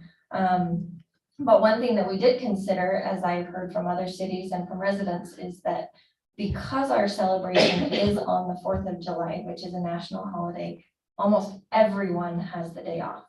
And what that means is it's not just a Saturday where a lot of people have off, but a lot of Saturdays people spend their time out camping or doing activities with their family, and they may or may not get to a certain city's Founder's Day celebration. But on July 4th, everyone has the day off and they get together with their families and they have barbecues and people are looking for an activity. And for the last quite a while, North Ogden City has been that activity on the 4th of July. So the size and the scope of the celebration that we are currently hosting is more of a county-wide celebration. As I talked to people at the fireworks this year and in years past, people are coming from Wyoming, South Weaver, Idaho, all over the place for this county-wide celebration on the 4th of July. So that was one thing that we wanted to pose for your consideration is if we're hearing from the residents that they want this to be a more hometown celebration, they want it to feel like it used to feel, then size is one of those things that we need to consider. And one of the considerations that may help with that is holding this event on a different day other than the 4th of July, just for the sheer reason that people may not be able to be here. They may not have the Saturday off. And you may still be able to reach your residents in North Ogden without reaching all of Weber County and areas beyond. So we just wanted direction on that, what this council would like the celebration to look like in that sense, and considerations for the day of the celebration. We've heard some of the mentions of, it's more expensive for employee time on the 4th of July, but it's also more expensive to do fireworks on the 4th of July because there are so many fireworks celebrations. It's a supply and demand thing. There's not a lot of companies who are able to put on our same fireworks show that they would be able to put on a different day at the same cost. It just costs more because it's a holiday. Vendors, entertainers, all of that costs more because it's a holiday. So we're paying not only premium for our employees here, we're paying premium for everything else, or we're just not able to get it because of the holiday. I can't tell you how many people I called, I called looking for barbershop quartets, and I would hear, well, we're available, but we're not coming because it's the 4th. Or I would hear, we're available, but our price doubles on the 4th of July because it's a holiday, because they have other places that they want to be. So that's why we're bringing forward that consideration. Is it's something for you to take a look at, is because we're holding this celebration on the 4th of July, the cost is more. And then if you let us, know what you would like that to look like and how you want it operated, we can go ahead and move forward with making those changes. I know we've mentioned, obviously there are employees in our department who haven't had a 4th of July off in years and years and years. And we do our best to rotate through that. And it's something they know when they sign up for the job, but it is a struggle to find employees. The Parks Department understands that we work the 4th of July every single year. And it's just something that comes up. But when we needed additional help this year, because we didn't have an events coordinator and we didn't have a committee, we had to reach out to other members of the city, other employees to come help out. And some of them willingly volunteered, and others we kind of had to convince them that we really were struggling to need their help, that they would be paid, 2.5 times for being there to help us out, because there wasn't, North Ogden volunteers, but they don't come out of the woodwork and, raise their hands on a holiday to show up for charities. We do have volunteers who help out, and we appreciate those, but the size of the event requires hundreds of people in order to pull it off. I think the point being too, it's really, I've sensed that there might be some resolve of asking for volunteers on the 4th because, they are spending with their family. I think to pull this off, we're going to need much more involvement and getting, volunteers or whatever we want to call them, involved. And I think we feel probably much more comfortable asking for volunteers on the non-4th of July day from the community too. Because people oftentimes aren't just going to pop out of the woodwork. We're going to have to specifically and very prudently ask for their help, right? And it's tough on the 4th because, people are committed to their family, so. And may I, sorry. Yeah, go ahead. I was just going to say, may I suggest if you're headed towards the direction of a citizen-led effort for charities, that you consider multiple committees, not just a single committee with 5 or 6 individuals on it. But when Charities was started, there were multiple committees. There were committees for amusement, sports, programs and parade, exhibits, display, grounds, publicity, and there are still that many, if not more, categories of events that are all a very large scale event in and of themselves as part of the whole of Charity Days. I think what Councilmember Swanson was talking about is that you'd have somebody responsible, but you would have to have those committees, let's be, honest with it, they're gonna need some support from the city. It's not gonna, be just, here you go. The conversation Councilmember Swanson and myself had, I think I had this with Councilmember Barker, with his assignment is, we'd like to have kind of a rotating committee so that the vice chairman would be prepared to know what needs to be done the following year instead of just calling up someone and say, here you go. So I think we talked about trying to get a rotation where we'd have at least 3 community members who would be willing to take on that larger assignment, fully understanding that it involves these subcommittees you mentioned. I think that's a great idea. Anything else you'd like to? I did have a couple more things. So 2 of the other things that we wanted to talk about were to see if you had any feedback from residents that you could give to our department about some of the changes, specifically the change in the parade. So for the 90th anniversary, we kind of went back to where the parade used to go, down 2600 North. And what your hope is for the future of the parade in North Ogden, and also to include discussions on parade safety. Would it surprise you, Tiffany, if I said there's about a 50-50 split? Not at all. Those liked it and those that didn't like it? No, I don't think there is a perfect route through North Ogden for a parade, just because of all the logistics. I would tell you one thing that came to my mind after the incident in Kaysville with the little girl. You surely get a more of a hometown feeling going down 2600, but the ability to recover because of how close it was concerns me. If somebody did run out there, the ability to grab them before they got into a bad situation was concerning to me. That popped up in my mind, but I do think we need to address that issue in what the nothing's ever permanent, right? But a parade route that would be acceptable long term, so that we're not kind of rotating back and forth. I'll be honest, I was a little bit skeptical about 2600, but I think it came off very well.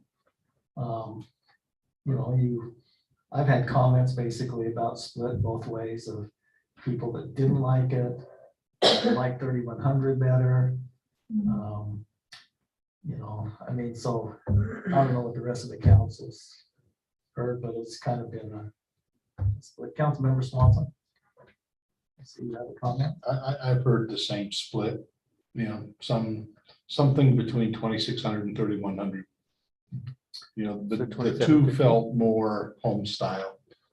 I think just because of the proximity, Washington has just become so unwieldy and large that it's just, concrete medians and everything else zigzagging back and forth. It can be. Remind me our budget that we have each year? So it decreased the last year because we were only funding fireworks, but it's been between 50 and 57,000. One thing I failed to mention too, and I think Councilmember Barker is aware of this. I did have a conversation with Chief Quinney, who had a conversation with the motorcycle folks from Ogden. I believe, and correct me if I'm wrong, Councilmember Barker, but they were very concerned if they would return because of the narrowness of the road and the fact that we had literally, I guess, some teenagers trying to pull them off their bikes, their motorcycles. On 2600. On 2600. There is one benefit of Washington Boulevard. We get an F-35 flyover most likely. That was actually not due to the road, but it was due to me not getting the permit completed because there was so much on my plate. We've been working on the guy across the street from me as a supporter on the support group of it. Is that a correct? Yeah, that's what I heard from Councilmember officers Barker? as well. So I think they're concerned about safety. And Tiffany mentioned the posse that they pulled out because of the same reason. It's too narrow for horses. So we didn't notice, but there's no posse in the parade. So it's less cleanup. No, you had Jeeps instead of horses. I was just gonna say, the one comment that's been resounding is that we need more Jeeps. Who are I you don't know- talking I to? don't know who you've been listening to. No, Okay. No, that's not what I Tiffany, heard. so what you need is it a July 4th event? Is it a citizen event? And where is the parade gonna be held? Yes, Is that correct? and Can I make one more comment before we, Yes, Councilmember Barker, you may. and this goes with what Tiffany had mentioned with fireworks. I can speak on this since I see Pleasant View and North Ogden. So just to remember, so Pleasant View, North Ogden spend the same amount of money on fireworks. We have the same vendor on fireworks. Pleasant View shot, well, we're supposed to have the same vendor if they're not fighting people. This year, Pleasant View shot 1,200 shells, ranges from 5-inch shells to 8-inch. They go 500 feet to 800 feet. North Ogden had 600 shells, ranging from 3-inch to 4-inch, 300 feet to 400, because we're on the 4th of July. Also, We paid more probably, we paid the same amount, but for a lesser show. less show. Also, on the 4th of July, one thing to think about is public safety. There's an unwritten rule that we, as a fire department, have zero help coming from the county, because every city's taking care of their own city. That's the most busy holiday fire department wise. So if the fire department we have to cover the show. So we bring everybody down except one engine and one ambulance. They are free, and they cover 3 cities right now for us. And there's a good chance they're gonna be called on medicals or other emergencies, and so they take off. In the counties, we're the only show, well, there's North Ogden, Riverdale, and Far West all shoot fireworks. And so you get all the counties coming to our 3 cities. And so we have extra people with less manpower. If you try to get out of Barker Park after the fireworks, good luck. We've actually had a firework get stuck up in there for over an hour and a half because they couldn't get out. Councilmember Dalpas and Councilmember Swanson. thanks. Question for Tiffany. If we were to change it from July 4th, it's a difference of basically double time and a half versus time and a half. Because I'm also thinking about if a resident asks us, why in the world did the city council decide to change this? I want to have the answer. So I'm guessing it would be time and a half instead of basically double time and a half because it's not on an actual holiday. Is that true? And then also like exempt employees, like a salaried employee that's exempt, do they get paid some sort of time and a half as well, or are they just gonna work as an exempt employee? so if it were on a Saturday where the employees had worked a full work week, then it would be time and a half or overtime, but not the double time and a half because of the holiday. That would also, in some cases, not be time and a half for seasonal employees or part-time employees who may have not worked 40 hours in that work week. So they may be on straight time, just having more time in their work week. And then this was the only year in my history of working here as a salaried employee where salaried employees were ever compensated additionally for working that extra time, which is much appreciated. Okay, thank you, Councilmember Dalpas. Councilmember Swanson. I'd just like to make a suggestion that we formulate the citizen committee with 3 or 4 couples that are kind of the parent group. And from that, we have the subcommittees, the multiple subcommittees with council member involvement. That committee is responsible for finding another day that works and with the city support, and we start moving forward. Does anyone object to that? I mean, not necessarily take a vote, we're just giving direction. No, but can we, Councilmember Barker, this is your area of assignment. I just think we should be very clear, if we're moving it, it's not because of employee pay. It's the same reason we didn't shoot, there was a rumor we didn't shoot fireworks on the 24th because we would have to pay holiday pay. That's totally inaccurate. So We had 2 fireworks though. Yeah, we did have 2. we did. That's true. So the show was actually bigger than that, is what you're saying, Councilmember Barker. But regardless, we'll pay our employees no matter what day, but that's not the reason that's not the reason I want to move it. Yeah, I think it's if I understand correctly, is to get more of that hometown feel. Right. It's to be respectful of our sponsors and our employees. And I don't think that's going to break the budget, even though we need to be very conscientious of how we spend citizen money. Okay, does anyone object to wrapping up this discussion with Councilmember Swanson's recommendation? I would say I know Councilmember Swanson has contacted a couple that would be willing to take it on the first year. I think I would feel comfortable if we had 3 that we could get in that rotation because you know, this is a tradition that needs to carry on, and I'd hate to see it die for lack of interest, but we are going to have to be very proactive in getting volunteers. We can't take that as a leisure assignment. So that's what I'm sensing. Thank you, Tiffany. Okay, council, thank you very much for that discussion. Speaking of that, Councilmember Barker now would like to recognize the Parks and Recreation on the Professional Day in Utah. So Yes. Councilmember Barker. So if I understand correctly, and I might get corrected, this whole declaration came about because of Tiffany emailing and getting with the governor's office. So I have an official declaration, and it's even up on the screen.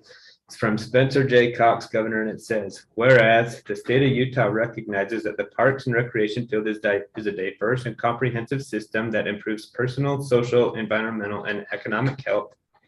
Whereas we recognize the importance and benefits of parks and recreation services that enrich the lives of its citizens and help make this community a desirable place to live, work, and visit. Whereas we support the skilled work of park and recreation professionals to strengthen community cohesion and resilience, connect people with nature and each other, and provide and promote opportunities for healthy living, social equity, and environmental sustainability. And whereas we value the essential services that park and recreation professionals and volunteers perform to provide recreational and developmental enrichment for our children, youth, adults, and older adults, and to ensure our parks and recreation spaces are clean, safe, inclusive, welcoming, and ready to use. Now, therefore, I, Spencer J. Cox, Governor of the State of Utah, do hereby declare July 15th, 2022 as Park and Recreation Professionals Day in Utah. And that should be going forward. Every year will be Park and Recreation Day. So it's pretty cool that Tiffany got this done.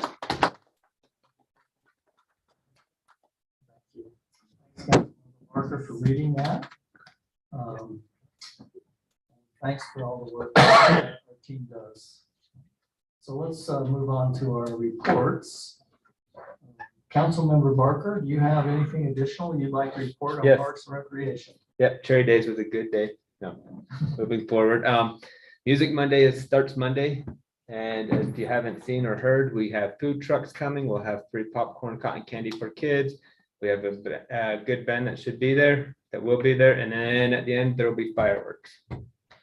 So we'll get to see kind of a hometown field fireworks show on August 1st. I understand we have some unique food trucks coming that some have never been in the city before. Correct. We do have a new one that will be here. So come and see who they are. Right. It's his own bus. It's a mayor's recommendation. Oh, I know. I must profess, I'm going to have to miss that event. I have a better opportunity called the Greek Isles. So I apologize, I won't be there to celebrate, but it should be a great event. I think it's a good way to kick off. Music at the Park on Mondays. Yep.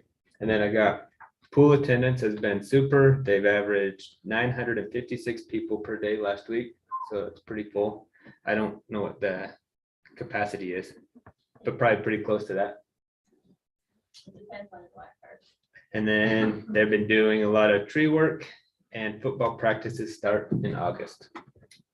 So from that, I now have a definition of what super is. Yep, 956. Yes. So that's good. It's awesome.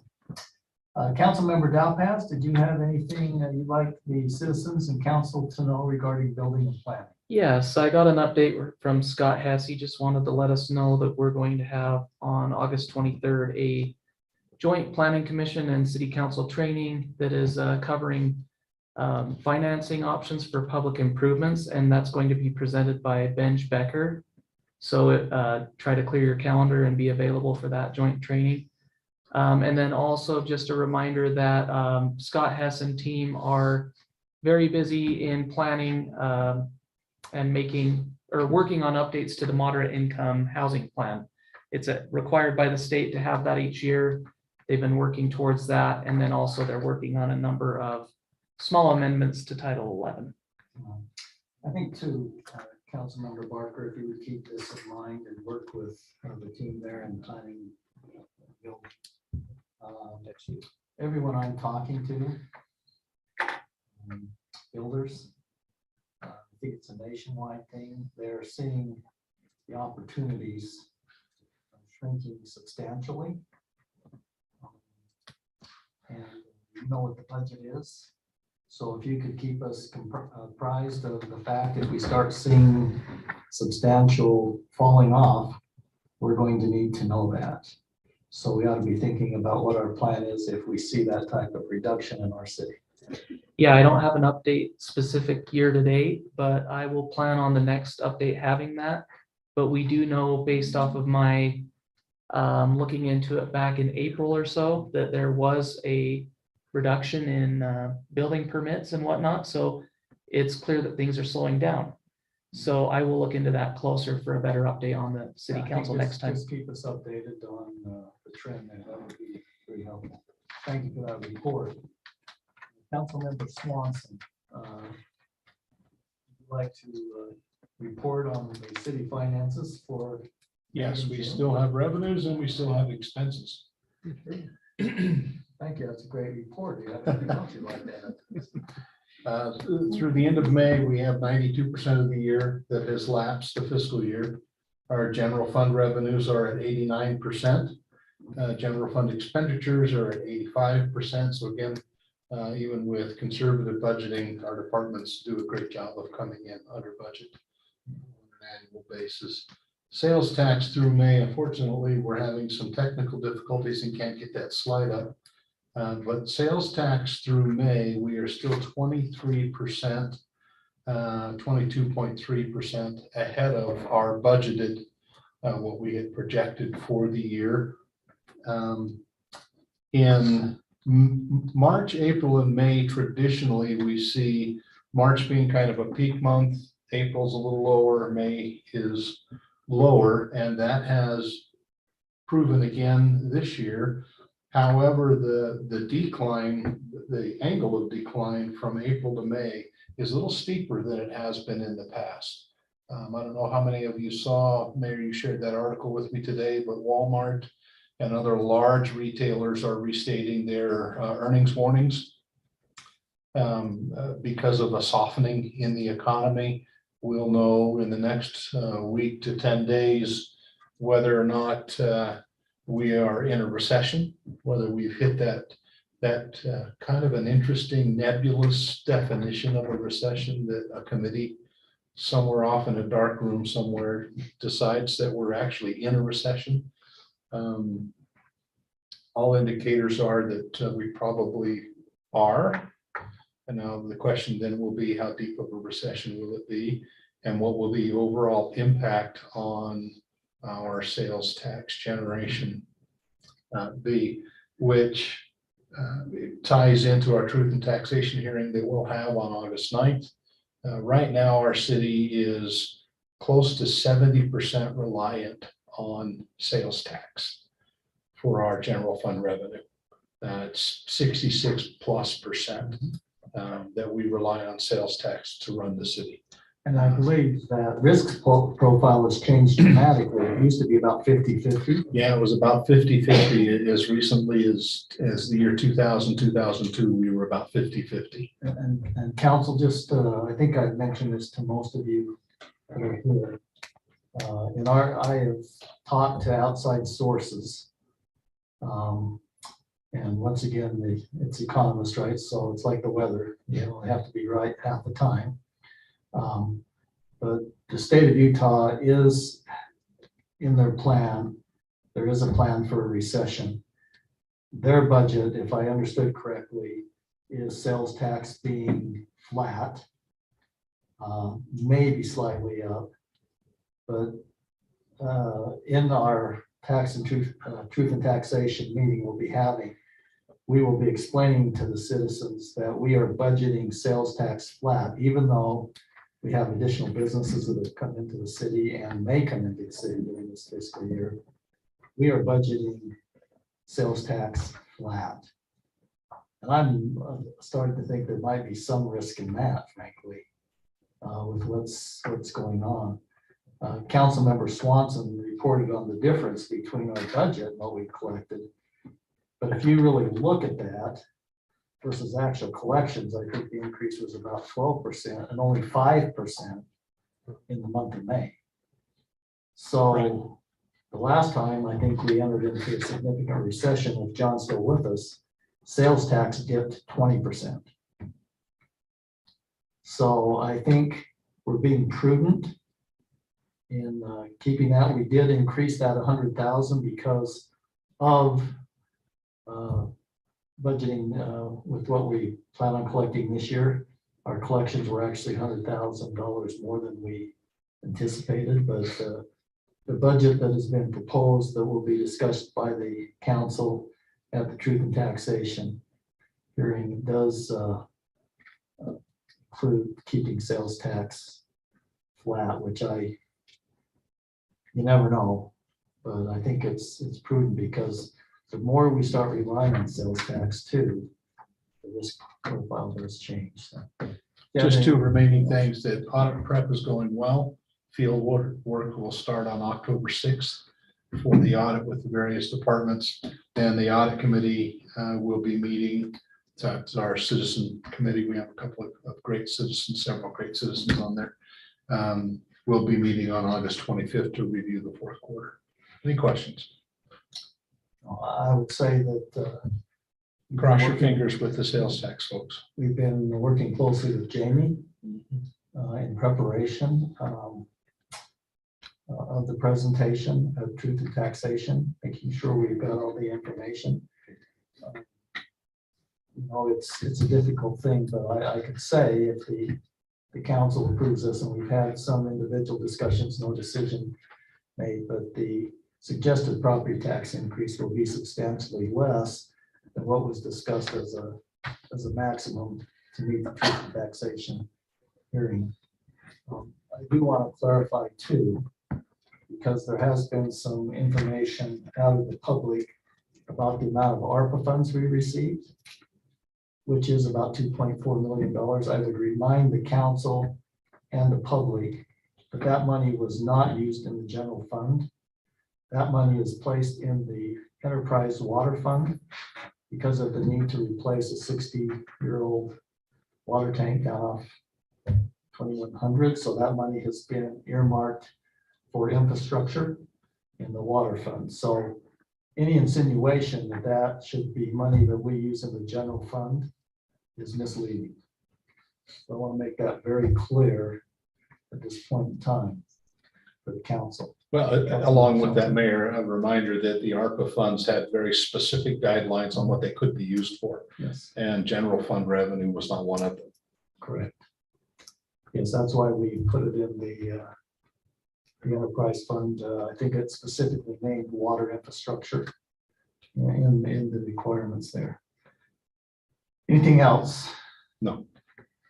So we do invite the public to attend our Truth and Taxation hearing. As we know, and I would give credit to Jamie,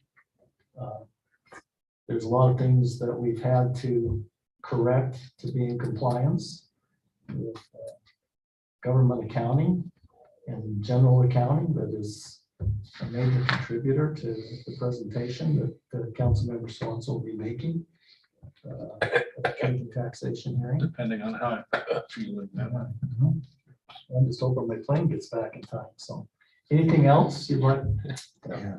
Thanks for those reports. At this point in time, then we will move on and have public comments. For those of you who watch Susan online and anyone here in the audience that would like to come forward, state your name and if you're a resident. And please help me to be kind by limiting your comments to no more than 5 minutes. So I'd step up to the podium, please.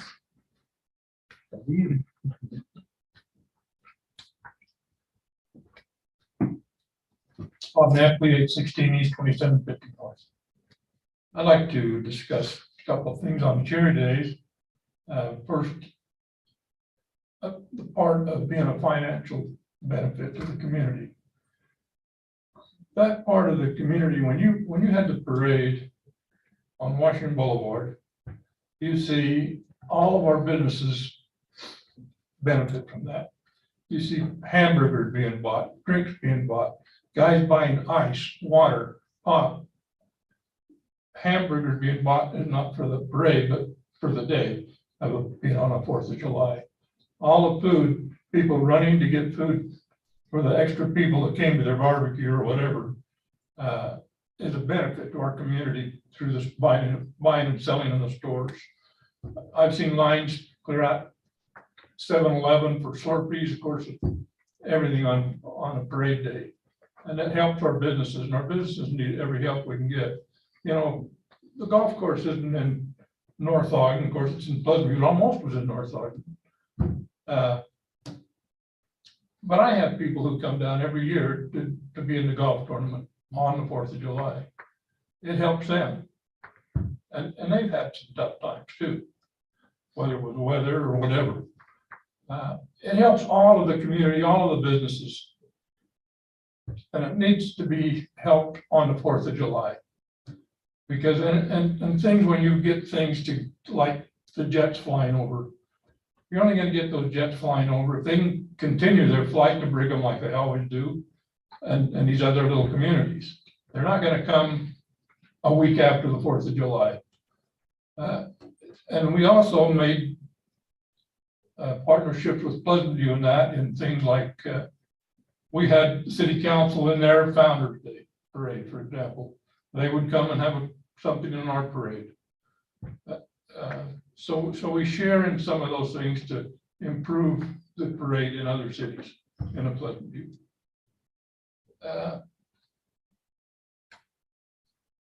I'd like to give a little history too on the Cherry Days events.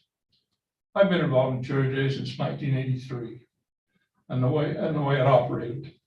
And I can tell you that volunteer stuff is a real pain, but it works, and it helps, and it needs to help keep going. You know, we had people in the community that would take over things year after year after year. Other things we had to do a little help. But things like a softball game between Pleasantview and North Ogden every year. It made those communities come together. They had all-stars from each team, if you would. It was a great event. But then the guys that took care of that were 2 guys in North Ogden that lived sports. Didn't pay them anything. They spent hours and hours and hours. We had guys who groomed the baseball field. We had guys who did all the scheduling. We had a lot of people here again. A lot of the money then came in through the booths, and we would rent the booths out. And every year they'd have a drawing. And you're going to draw for the hamburger stand, you're going to draw for the drink stand, you're going to draw for drinks on the parade route. You're going to do different things like that, but there was always organizations that bid for, not bid, because they had the drawing, and then they would choose by the drawing first, second, third person to draw what they got to get. And you'd make a list of what booths there were, so you didn't have 15 hamburger stands. That was a great thing. The Kiwanis get a lot of money from the 4th of July on their breakfast. And they buy books and they buy things to help the community. And it's not a seen thing, and people don't know really what they do with the money, but they do, they buy books and give the elementary schools and things. So that helps the community too. The number of people we get helps give that more and more funds to all those events. So having it on a different day, you're gonna cut those numbers down. The way we operated the volunteer part of that management is that we had people, the mayor generally would pick a person to be in charge of it. That person would normally try to pick another co-chairman. And he would get suggestions from other people. The person that was chairman would serve for 2 years. And the assistant manager, or whatever you want to call him, would be manager after that time, and they would be in there for 2 years. And so it changed. I'm gonna have to call you at 5. Huh? I'm gonna have to call you at 5 minutes, else I'll be inconsistent. So Okay. let's wrap up. I noticed you didn't call your 5 minutes when you had an unauthorized person speak during that parade. There wasn't public comments at the time. So if you'd like to wrap up, I'll give you a couple more minutes. If you don't, then we'll call your 5 minutes. What would you like to do? All right.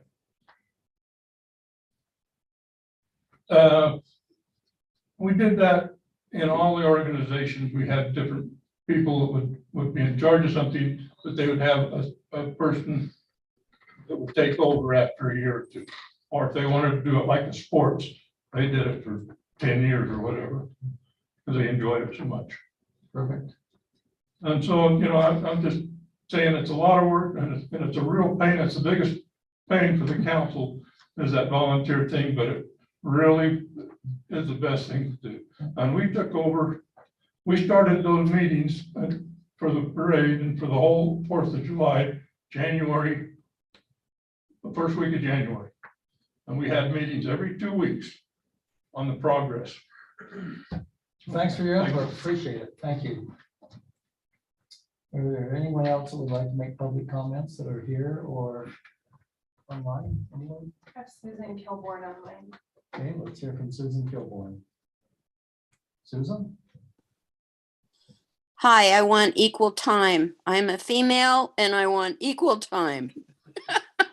We'll give you your 5 minutes and a little bit of. No, I had my stopwatch. Okay, first of all, I'm 100% behind what Ryan Barker said. Second of all, Phil Swanson, your hair looks so good tonight. I'm telling you, I'm sorry. I just had to say it.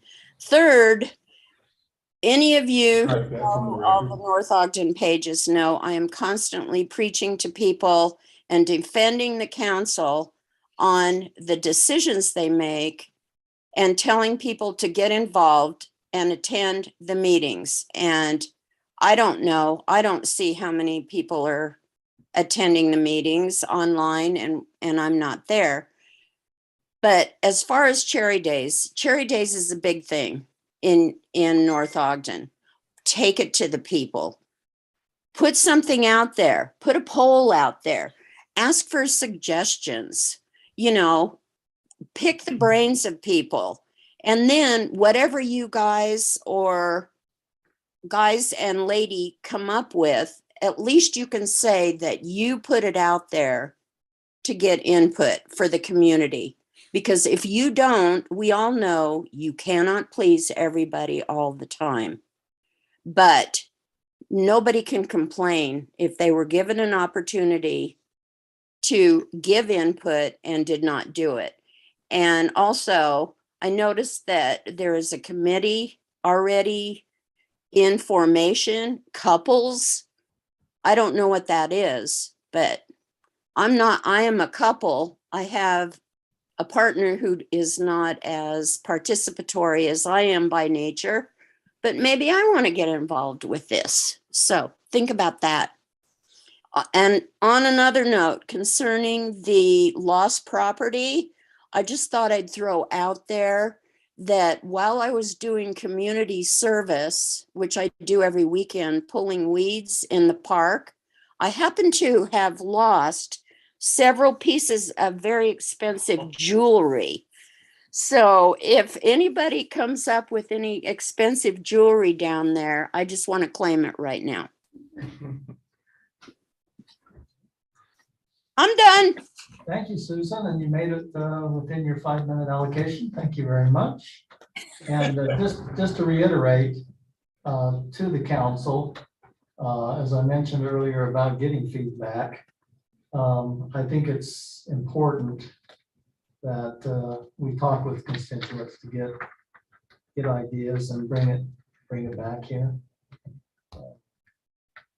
I think Susan's tried to get people involved, so we used to call it a positive confirmation versus a negative confirmation. Positive being you go out and ask versus waiting for them to tell you. Because at this point in time, you do need citizen involvement to do that. Council member Swanson. Could we get a poll or something put together on the One North Ogden page that can then be shared to other pages within the city to start soliciting citizen feedback? Yeah, I think as long as it starts on the One North Ogden page, I would hope that when we do that, we direct them to the One North Ogden page to respond to the question or whatever it is. I think the more we can get people relying on coming to the city page, and that puts the pressure on us to make sure that that's updated, the calendar's right, we've got that information, but I'm okay with sharing that as long as it's pushing them back to the city page. Susan. I was gonna bring this up in my time to speak, but there is a survey being worked on right now that will be pushed out to the public.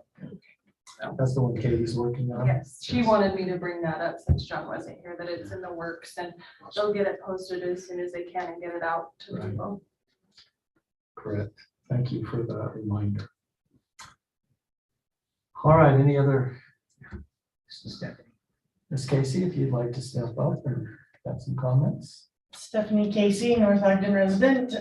Just Is listening. that Iceland resident or North Ogden? I'm just curious. Man, I'm telling you, it was almost Iceland and I had a hard time coming home.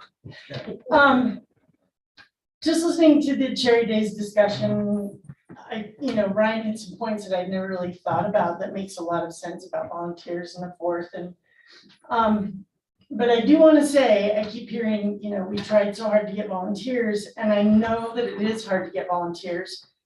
But on the North Ogden 1 page and the North Ogden Parks and Rec page, not once was there a post asking for volunteers. I double checked those pages so that I wasn't just saying that and I missed. There is not a post on either of those Facebook pages asking for volunteers. I spoke with many residents who have said, I didn't know they needed volunteers. I realized that they can take the initiative and we have a city offices and they know how to get a hold of Parks and Rec, but it is hard to get volunteers, but we're missing some really big, major, easy things that I think would help direct people on where to go, how to volunteer, and I was there volunteering and I would have loved to have seen more people volunteer. So I'm not, I realize it's hard. It was hot and I never want to make another cotton candy in my life. But you did awesome. You did awesome. I was covered in cotton candy sugar for a very long time. You were awesome. It was fun. I enjoyed it. I like Cherry Days, but I do know that there is some really obvious untapped ways to reach out to our residents about getting volunteers. Thanks. Thank you. Stephanie, talk to Ryan afterwards, will you? Okay, anything else? We have Brenda Ashdown. Oh, sorry, Sandy, didn't see it. Let's Oh, go I'm to sorry. Brenda and then we'll go to Sandy. So Brenda, go ahead. I kept changing my mind, so I raised my hand and lowered my hand. Brenda Ashdown, I live in North Ogden. Thank you for letting me talk again.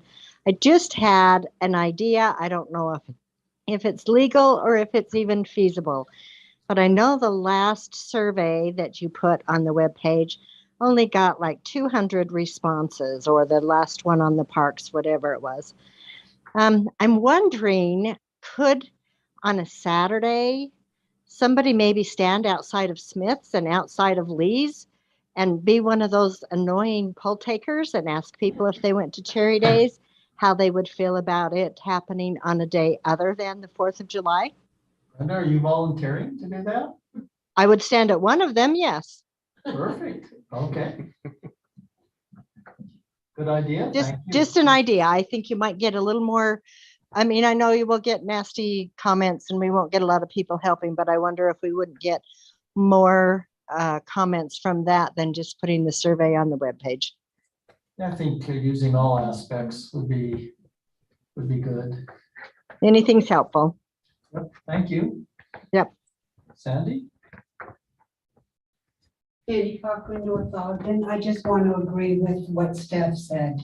I kept hearing here that there was a problem getting volunteers, but I never once anywhere saw anything where people could call, where they could sign up, nothing at all. I mean, I was asked, like, I think it was a week or so before, and I was like, yeah, sure, I'll do it. I think there are lots of people that if you just ask, but I know I spoke with a lot of my neighbors, you know, I walk around a lot and they were like, so what's going on the 4th? And I said, oh, I'm volunteering at the park. And they're like, oh, I didn't know there were volunteers for that. I think you need to get the word out. Thanks. Thank you. Anything else? Susan, do you see anyone online? Mr. Burns or? My turn. Thank you. Kevin Burns, I live in North Ogden. Y'all made my head hurt tonight, but it's okay. There was a lot to think about. When we talk about the Cherry Days, there's a lot of discussion, a lot of things have to be decided. Doesn't matter to me one way or the other. I just want you to know that. I don't want this to be the most important issue that my city council deals with in a year. I don't want this to be where your time goes. I got my tax notice yesterday, and I want your time to go more into those types of fiscal responsibilities that you have, managing our money, managing our city. And if Cherry Days goes away, it goes away. I just don't want it to be the most important thing on your plate. You're elected for more important things. And that's just my thought for the night. Thank you. Thank you. Anyone else? By the way, I got my tax notice also. Painful. Yeah, it was interesting to say the least. There's a lot of hands out. Mhm. Yeah, yes, there is, and people get concentrating on the percent versus the dollars. And I'm still trying to digest how Mr. Stevens told us the county school district never raises taxes. Still trying to figure that one out. So, anything else? Okay, we're going to move on then. We're going to go to council, mayor, and staff comments. Staff, let's start with staff. Susan, John, is John still with us or did he drop off? As we've mentioned, we'll have the Truth and Taxation meeting on August 9th. That's at 8 p.m. at the Senior Center. And that will be our next meeting. So we won't August have one 9th? on the 2nd. Okay, that's all published. I saw your little checklist when I was in your office the other day, so perfect. All right. Tiffany, anything? And do we have any other staff online with us? Okay, let's go to the council. Any other comments? Councilmember Barker. Since we have a professional cotton candy maker, we need volunteers Monday night. We have actually two, but they're exposed to popcorn. To make popcorn and cotton candy. You're on the popcorn, I don't but know anything about. That's all right. we believe in cross training, so, you know, you're always welcome to help on Monday night. Thank you, Councilmember Barker. Councilmember Dalpaz. I let John know that I'll be helping with the popcorn and cotton candy, just by the way. And then also I just wanted to mention, yes, with the Truth and Taxation meeting coming up, I'm very open to accept phone calls, text messages, emails, because it's very important to me. And I'd like to, you know, kind of explain the way that I see it and take any questions that there might be. I think I've probably received one, maybe two emails in regards to the budget. And that doesn't seem right to me. I'd like to hear a lot of input beforehand, before the truth and taxation meeting. I know that that's an opportunity for us to, kind of explain where we're coming from, but I'd like to hear people this next couple of weeks if possible, just throwing it out there. Yeah, I think the council and the mayor is surely open to suggestions. I know I've had numerous comments, and once the facts are presented versus what people are publishing on Facebook, the citizens have been very understanding when you explain it to them. And once again, you've all seen the proposed budget that will be presented there. I think it will be posted sometime this week, I believe. Is that, well, Jamie's not here. I but can check with her tomorrow. that will be posted, and I think it will be self-explanatory, other than the implementation of correct accounting principles that are causing us a little bit of grief. But apparently, we're not the only city that was not in compliance with those accounting principles. Anything else? Council, I would like you to think about this, and as my comment, and I've mentioned this to John. I think we need an ordinance in this city prohibiting attachment to light poles of unauthorized things. We could have our city looking like a very interesting place. I'm not adverse to, short-term situation, Memorial Day or something of that, but I just think if we don't have an ordinance and people are nailing things to poles and attaching them to things along Washington Boulevard, that we could be open to a very interesting situation. So I have asked John to look into preparing an ordinance in that regard. So any concerns about that? Councilmember Swanson, was that? Were you indicating what my IQ is, or did you have a question? No, I don't have enough fingers for your IQ. Oh, I thought you just were using one. So. No. I think many of the poles are already covered by Rocky Mountain Power. They have ordinances, they have rules prohibiting things being stuck on there on those poles, because we actually don't own those poles. You do own the ones along Washington, though, right? Those are our poles. The power poles or the light poles? Light poles. Oh, the light poles. I hadn't seen anything on light poles. Yeah. Yeah, we do own those. But I think we already have ordinances for off-premise advertising of those kinds of things.